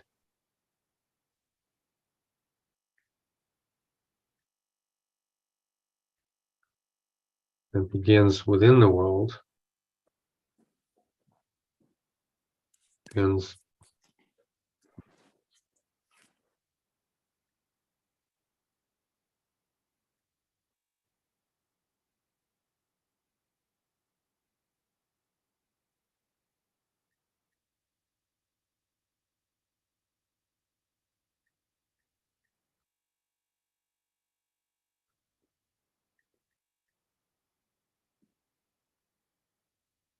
in life, and I start crossing that bridge. Start crossing this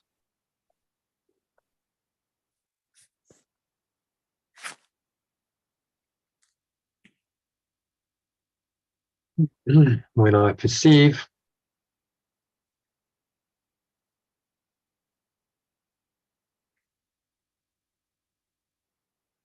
the world differently.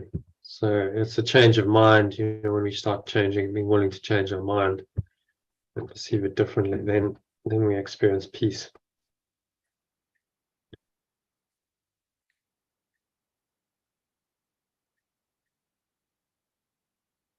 Okay. Happy to move to number 3. Yeah. Today, I must not lose my way and must seek the state of pure formless awareness. I have found a simple, happy way to leave the world of ambiguity by replacing my shifting goals and solitary dreams with single purpose and companionship. Peace is union if it be of perfect love, and I am close to home. I am glad and thankful that there is no peace except the peace of perfect love.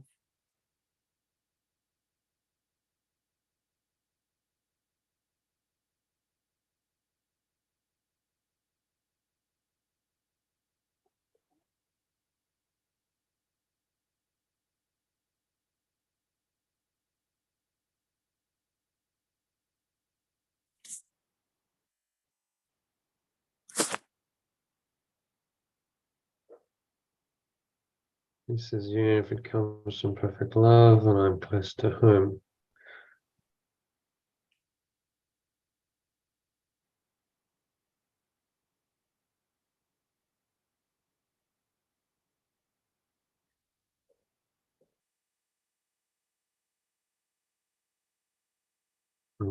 Peace is union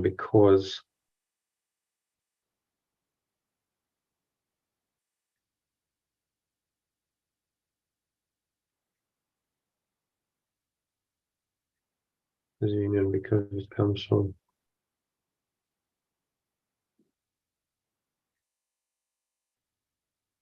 it's a union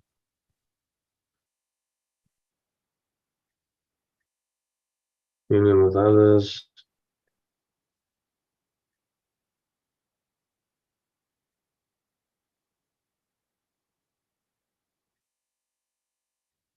union with others brings me peace because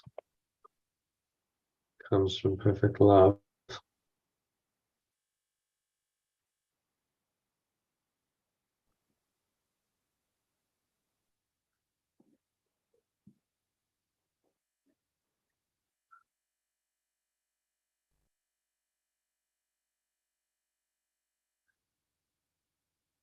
There's another sentence there. I am now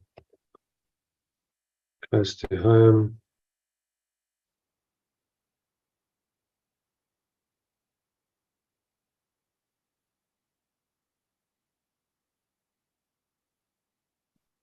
Close to home.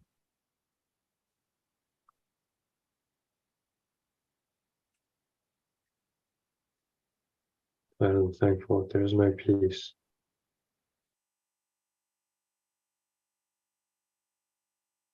except the peace of perfect love.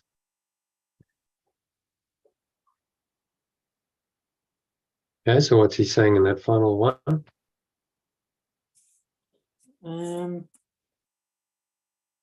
Well, we've just found a simple and happy way to leave the world of ambiguity and frustrations and confusions by just simply replacing the dream or the false into pure formless awareness of perfect love. And by that, we will get closer to home and we'll be thankful and really know that there is no peace except the peace of perfect love.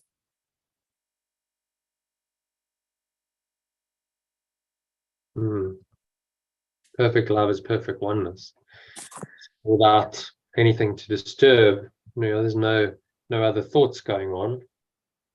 Peace is a natural condition of oneness.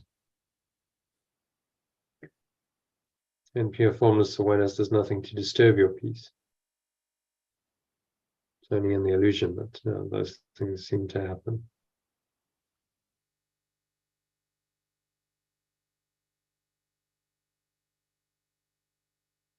Okay, and then just the key message. Yeah. Summarize it all in one paragraph. I must seek the peace of perfect love and change my perception of the world to escape it. As I free others from my mistakes, I accept my true self. Letting go is only needed in victimhood. Peace is the bridge to leave this world behind, and it starts with different perception of the world. Today, I replace shifting goals and solitary dreams with single purpose and companionship. I am close to home and thankful that the only peace is the peace of perfect love.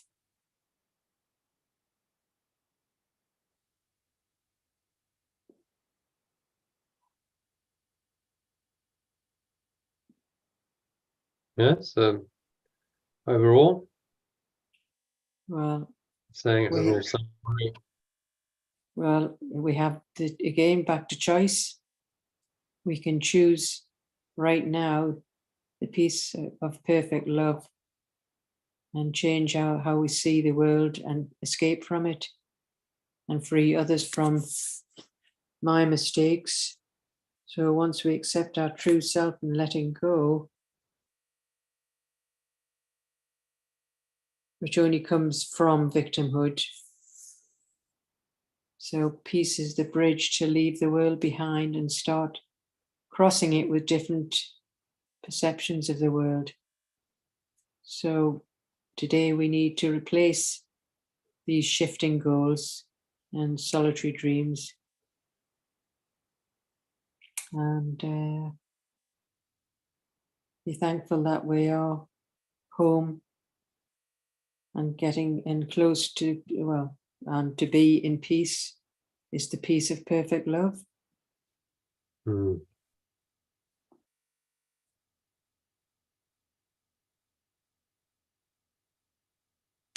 Which is very peace is the peace of love, which I can experience.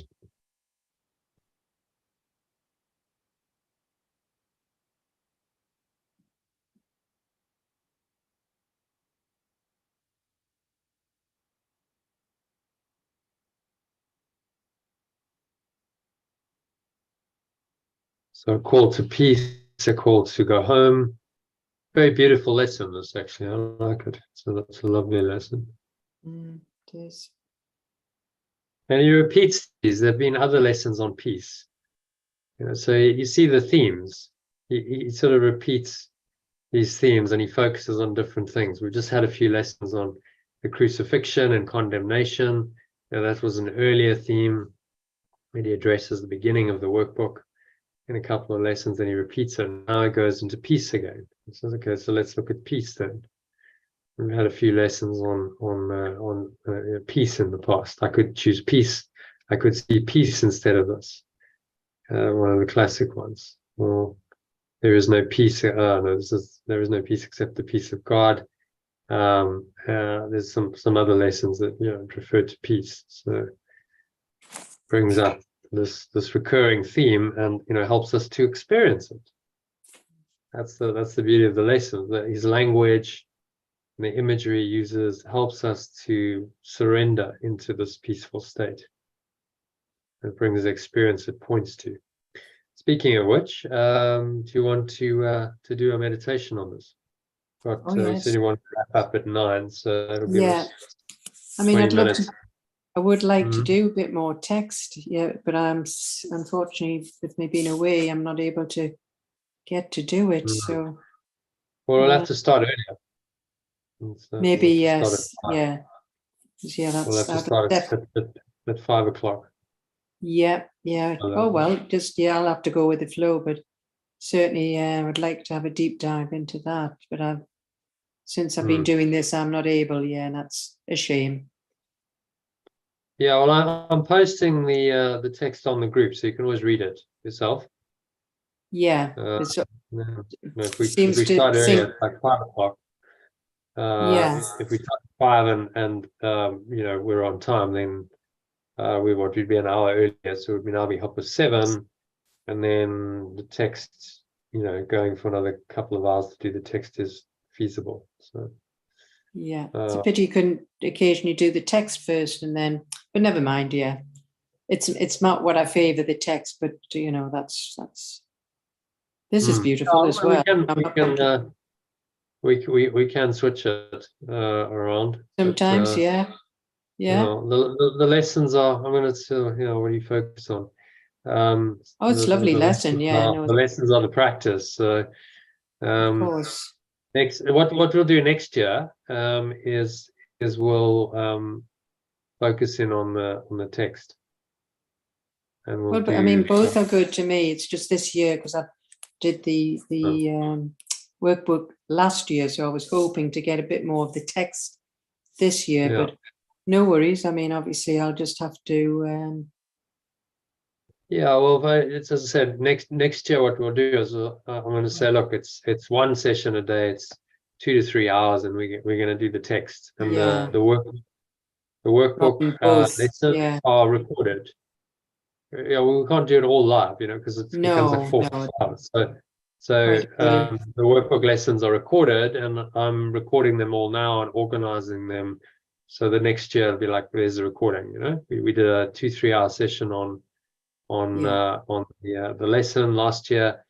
There's your recording for that, and if you want to do the text, then we'll also have some recordings for the text as well, but we'll do the text live. And so any gaps we didn't do a session live this year, then we'll fill it in next year, and we'll do we'll focus in and do it daily, and then the following year we'll switch the focus back to the workbook, so it'll be like text, workbook, text.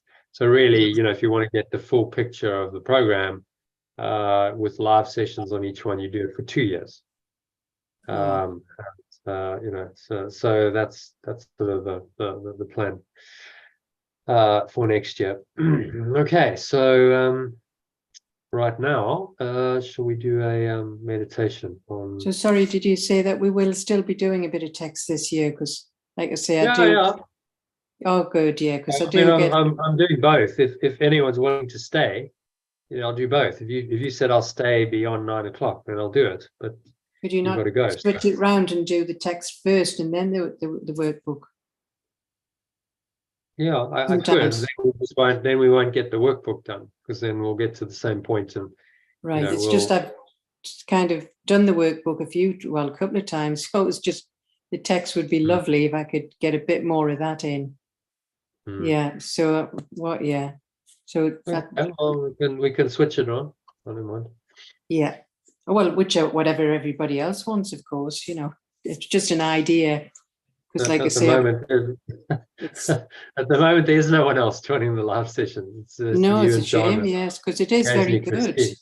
It's very good and very in depth. And well, it's been holidays, so maybe it'll pick up in September. Yeah, of course. We hope, but that is what it is. Next year I'm looking at ways to grow it. We need to get more people. Of course. Yeah. On board. But all this, all the stuff, all the recordings will be available. So there's be a system. Yeah. People, this stuff is not wasted. By the way, I mean, usually about 15 to 20 people watch these. So yeah, of course, yeah. It does go out, and there are people. I don't know if they watch the whole thing, but there are people who watch the the YouTube, either live streams or the recording, so they just don't join live. But that's next year. Enough, each to their own. Yeah. Well, I'm doing it free. I'm essentially they're getting it free, aren't they? So from a business model point of view, that possibly needs to change next year. Right. But I wanted to get it all the material recorded. It's just so easy to live stream it, because then it's there. It's posted already. It's uploaded as a video. I don't have to go and re-upload it, and it just saves time. So it's like, okay, it's all there. And then as I'm going, building the system. So next year you'll have the documents for the text and the lessons, and each one has a link in it. So there, if you want to go listen to a discussion on this, there's the link, and you click the link, and it opens up the correct video. Oh yeah, no, great. So it'll be, it'll be a really slick system. Yeah, of course. Yeah, dive deep, and then one live session a day, which will be 2 to 3 hours, and we'll do the text. So, so while next year there's just a couple of us, like say John and I, we could start off with the text and then the workbook. Yeah, it probably means we won't get to the workbook, but because what happens is you end up. The thing is, most people do the workbook, and that's the only thing they ever do, and that's all I've ever done. And the text was like my ambition to really get into it. Yeah. So and of course by this time I'm sort of getting tired, so unfortunately it doesn't sort of sink in as well. Okay, we'll do the text tomorrow. Great. You want to join from is it Friday tomorrow? Yes, it's Friday tomorrow. Yeah. So can you join in the afternoon? I mean, the ideal would be I'm on a sit. You do one session in the day and then one in the evening. Trouble is, while I'm in England, it's very, very difficult in the daytime. When I'm in Tenerife, no problem. Yeah. Why? Because you're going out in the day or what? Yeah, well, I'm meeting this woman tomorrow, and then when I'm in Newcastle, I've got lots of running around. Dates, hospital appointments, it's impossible, yeah. But Tenerife, no problem. But then, of course, I've got work as well. So I'm easy, yeah, I can compromise, no problem. But certainly for me, I would love to do the text. Yeah, so tomorrow we're doing an evening session starting at 5 o'clock. Let's see whichever's good for you. Yeah. Let's see what text is going on. That's the Christ in you. Yeah, it's just that paragraph. Translation, and you do an excellent job of it, you see. So I can, tomorrow's called salvation from fear. It's like a different language when you're reading it yourself. Yeah. Oh, tomorrow's a long one. Oh, 13 paragraphs. Yeah, okay. Oh. So we'll start it at maybe 5 o'clock. Yeah, that'd be good. Okay. Great. All right. So appreciate that. Thank you. You're probably going to pop off after the meditation, I'm guessing. So yes, yeah. Do the med and then just go off, and I'll see you tomorrow, and we'll do the text. Brilliant. Thank you very much. Message John. I'll message him privately and say, join us, because it's a 13 paragraph. Yeah. Well, monster. It's a monster. What's a monster? But it's substantial. The monsters are like 22. There was that one. Yeah. So, but this is still the Laws of Chaos. That was 22, and then I think there's one that was 26. I think that's the longest section of the text. Oh yes, yes. Something like that. So, very good. Okay, so let's wrap up the session then with a meditation, shall we? Perfect. Thank you very much. Right. Okay, give me a moment to set up.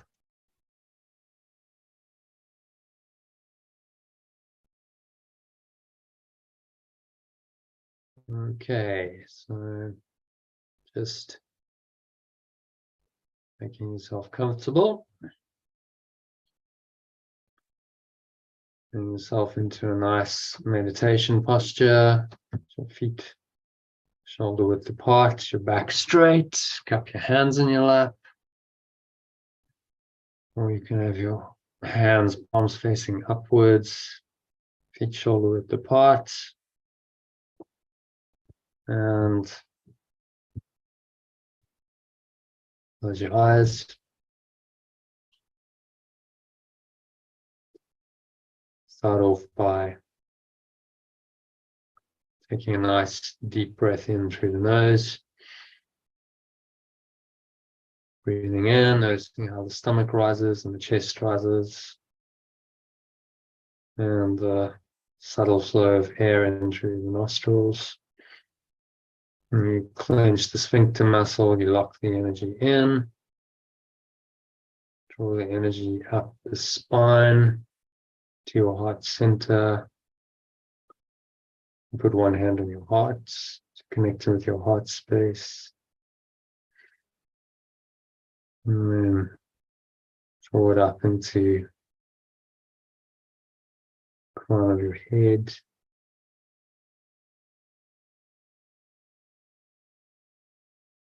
So it's a maximal inhale breath. You just pause here, you hold the breath briefly, and you scan your mind. So notice any thoughts and emotions that are disturbing your peace in any way. Could be a little bit of anxiety, worry, maybe some frustration, irritation with someone else, attack thoughts. Whatever it is, just notice, breathe in. Imagine you breathing this peace, deep peace. The peace of God has been called, it surpasses all understanding. We call it the peace of perfect love.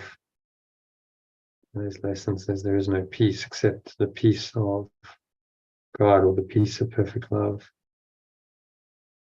So just embrace that peace. Breathe it in.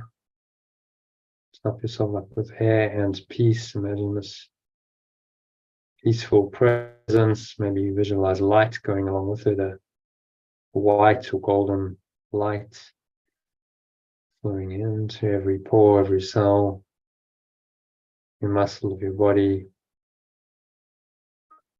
every part of your mind.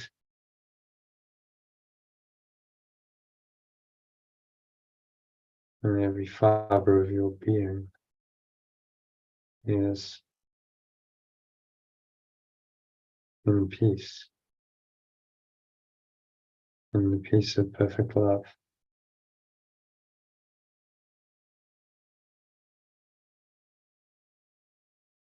And nothing else is real. Nothing else can just be let go of. So you just exhale and blow it out. The nothingness that it really is. It's going, gone. Allow the stomach into the spine, expel the last remaining air out.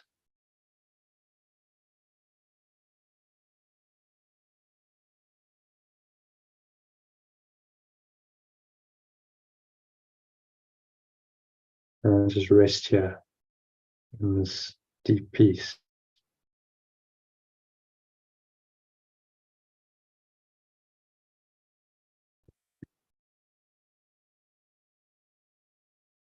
Now there is silence.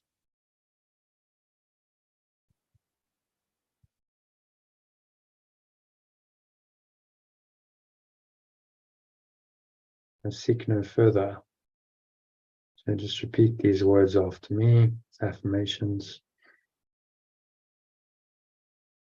Breathing in, hold the breath briefly. Now there is silence, and I seek no further. And you exhale out through your nose, and you speak those words aloud as affirmations. Exhale. And with each breath, just sink a bit deeper into this peace.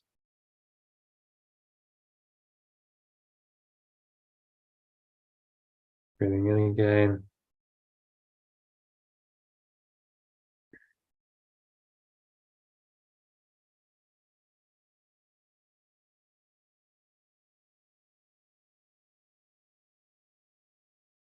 I come to where the road is carpeted, leaves of false desires.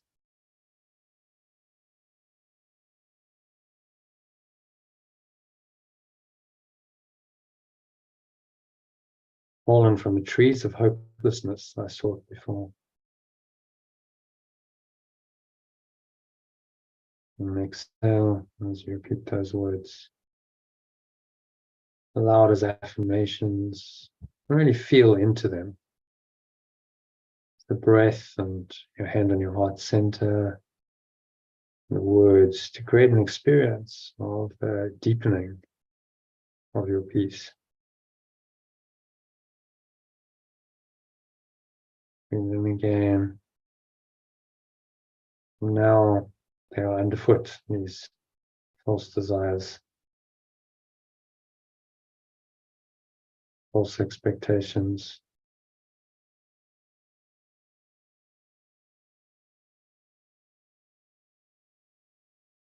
And I look up and on toward the state of pure formless awareness. I breathe that awareness in, and you look within.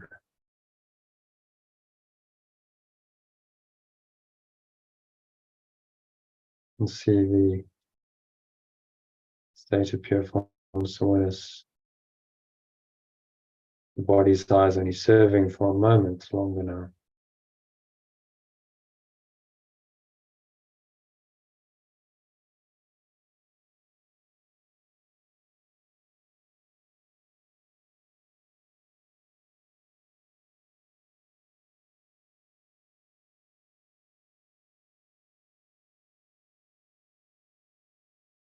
I recognize peace at last. So breathe in that peace.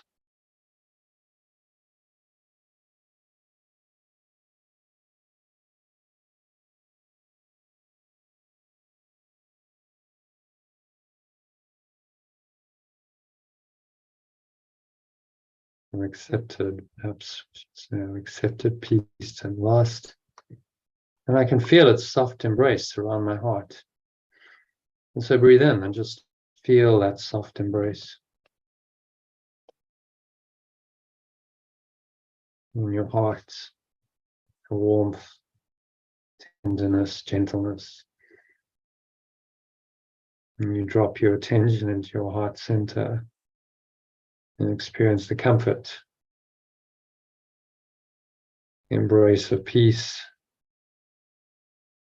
Slip into this comfortable, peaceful state.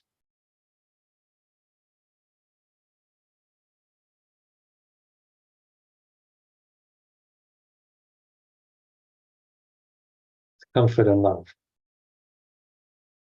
And you surrender into the comfort and love.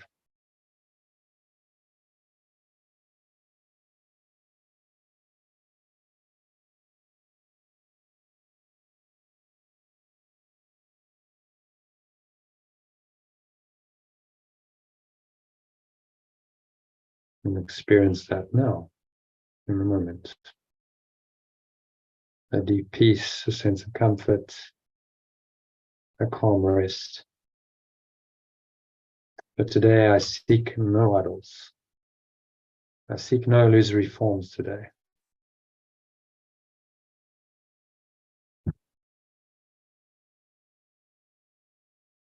I cannot find peace in them.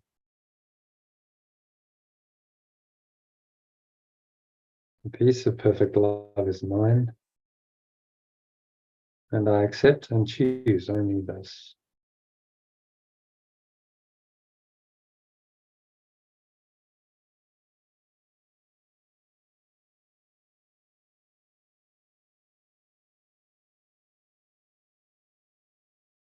Peace be to me today.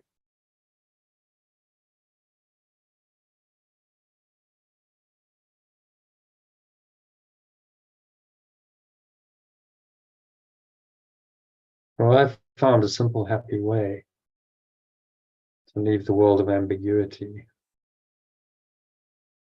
and to replace my shifting goals and solitary dreams with single purpose and companionship.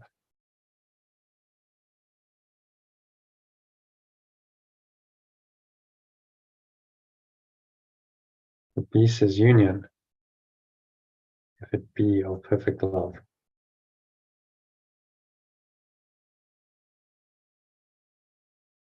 I seek no further. I am close to home.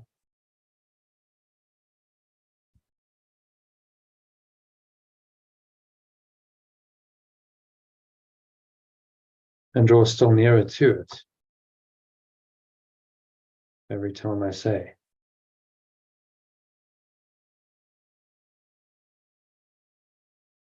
There is no peace except the peace of perfect love. And I'm glad and thankful it was so. So breathe in, just embrace this peace, feel that soft embrace from your heart, little hand in your heart center that's dropped down. Say, I accept the peace of perfect love today.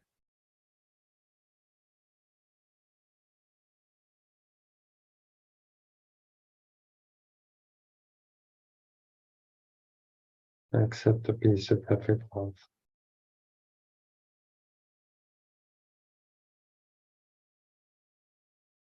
And there is no other. There's nothing else to experience. So I'm glad and thankful it is so. And so along with peace goes love and gratitude. Experience that love and gratitude. Surrender into it. Wholly, fully, completely.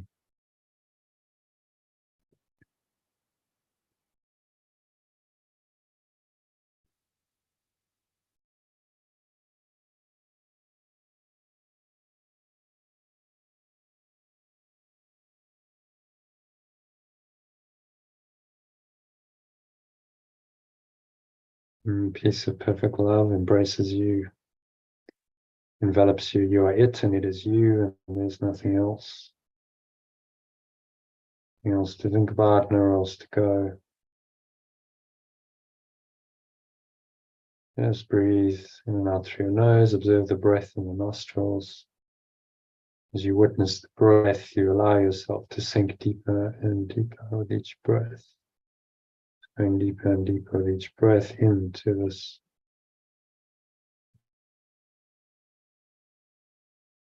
peaceful,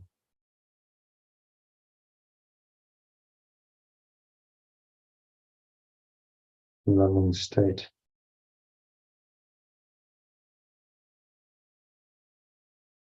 of awareness. Peace that surpasses all understanding. It's called in the Bible by Apostle Paul. Not a rational peace. It's not related to the logic of this world.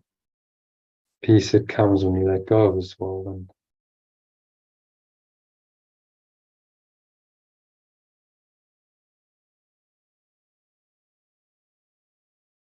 experience this deep, deep peace, stillness.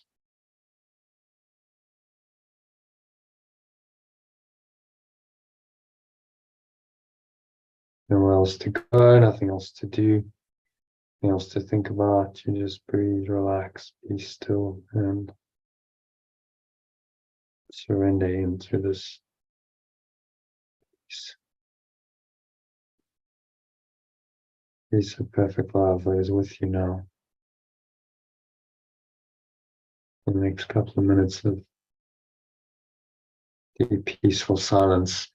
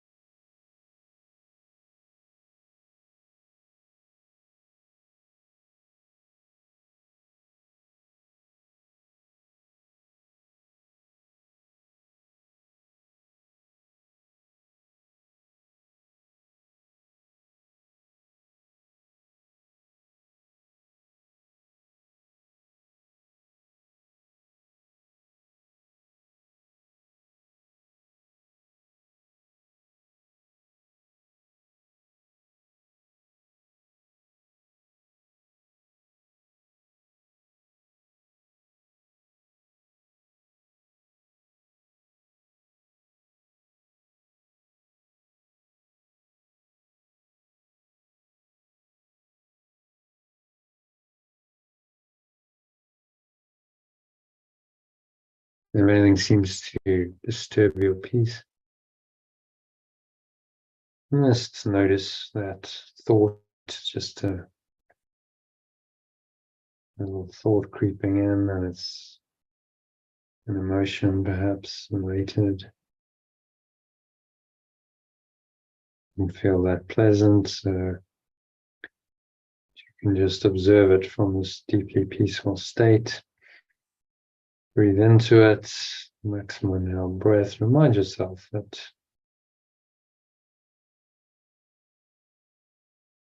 you desire no illusory forms today. There's nothing you desire outside of peace. It's all false.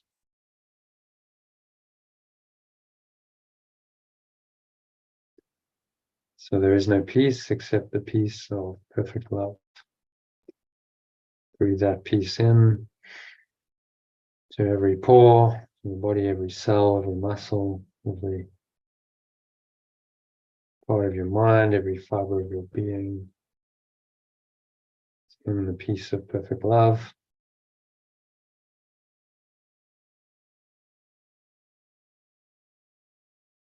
And I am glad and thankful it is so.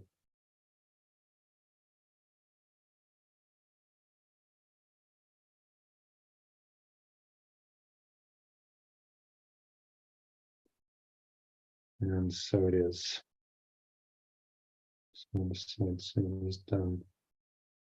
Just exhale, blow out any of that darkness, the lack of peace. It's disturbing your peace. Imagine it's leaving you like a black smoke out of your mouth. It's going, gone. All the lower stomach into the spine. Expel the last remaining air out. And you just rest. And the stillness and the calmness.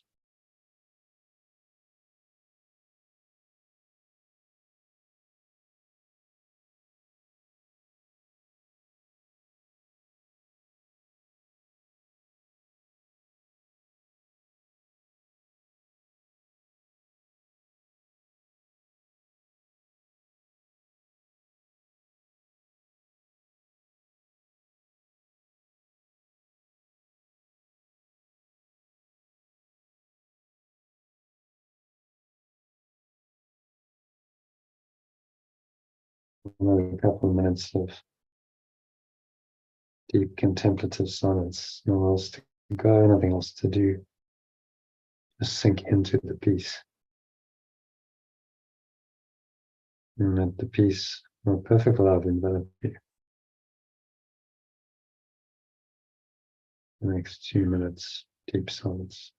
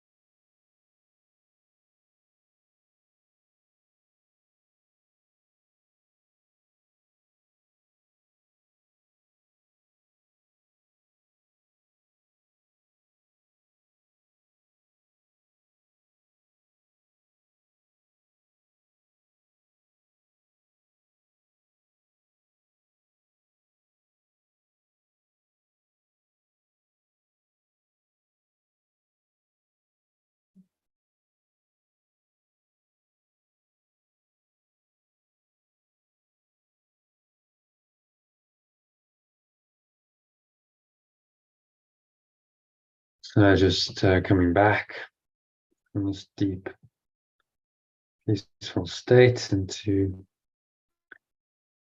awareness of your body and the breath, senses in the world, and on the count of 3, you're going to open your eyes.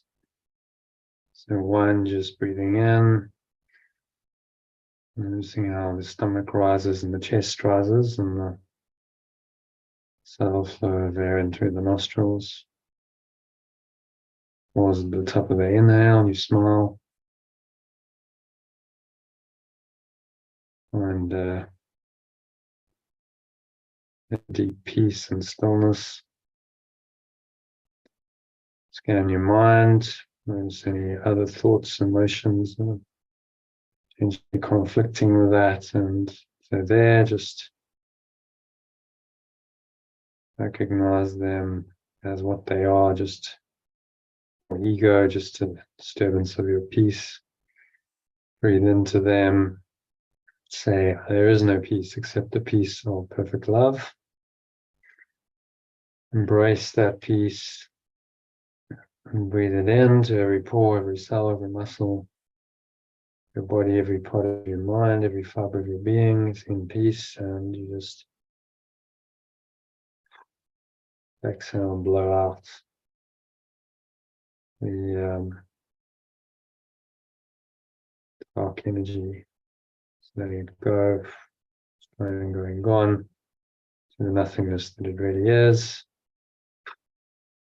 Lower stomach into the spine, expel the last stomach air out. And you just rest in this quiet, calm, peaceful state.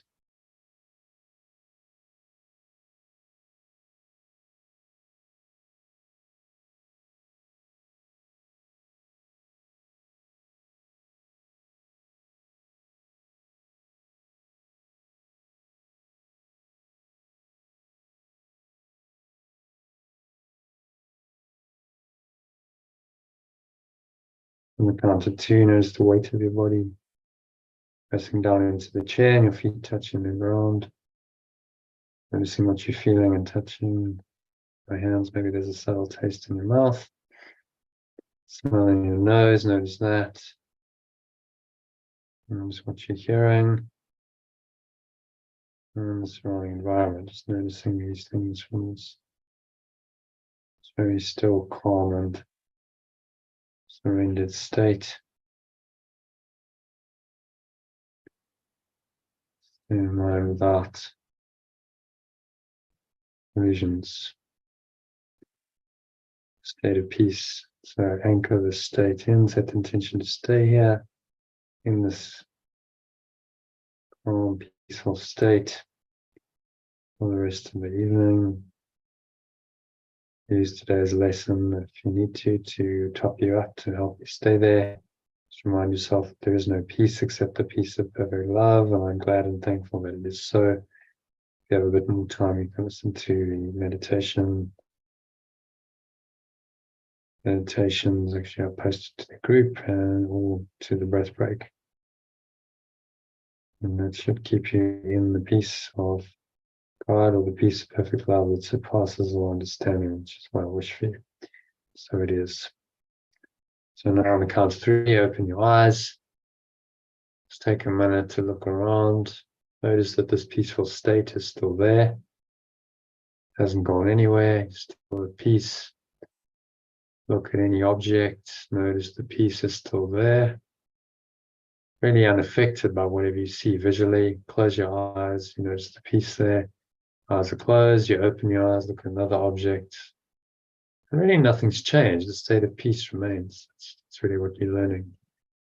And this peace is just another pointer to pure formless awareness and perfect love. So when you're at peace, you're in pure formless awareness and perfect love. So just notice that that's still there. Look at, say, half a dozen objects for a few seconds each. You can open your eyes, you can close your eyes, doesn't matter. And you notice that that peace is very much there. And one more time, give thanks for it. So there is no peace except the peace of perfect love. And I am glad and thankful it is so. And feel that peace and the gratitude for it in your heart. Breathe it in one more time and go on your way, the rest of your evening, and on into a deep, peaceful sleep, which is what I wish for you. So that brings us to the end of the meditation and of tonight's session. So thank you, Elaine, and sleep well. Namaste. I'll see you tomorrow. Oh, namaste. Thank you. See you tomorrow. Okay, 5 o'clock. 5 o'clock, yeah. Bye. Okay. Bye for now. Okay, so that's a wrap for the session. Thank you to Elaine for joining. Anyone who joined on the live stream, if you'd like to join us for one of these sessions, then just look below. There's a link. You can go and register for the next masterclass, which is a Sunday. So join us then, and you can also subscribe to the channel to get notified about these live streams and any other posts I do. And if you'd like to receive some of the material that I sent, that I showed at the beginning of the video, then sign up to receive it. There's again a link below. So check it all out, and I hope to catch you on the inside soon. Thanks so much, and namaste, which means the peaceful self in me acknowledges and honors that same peaceful presence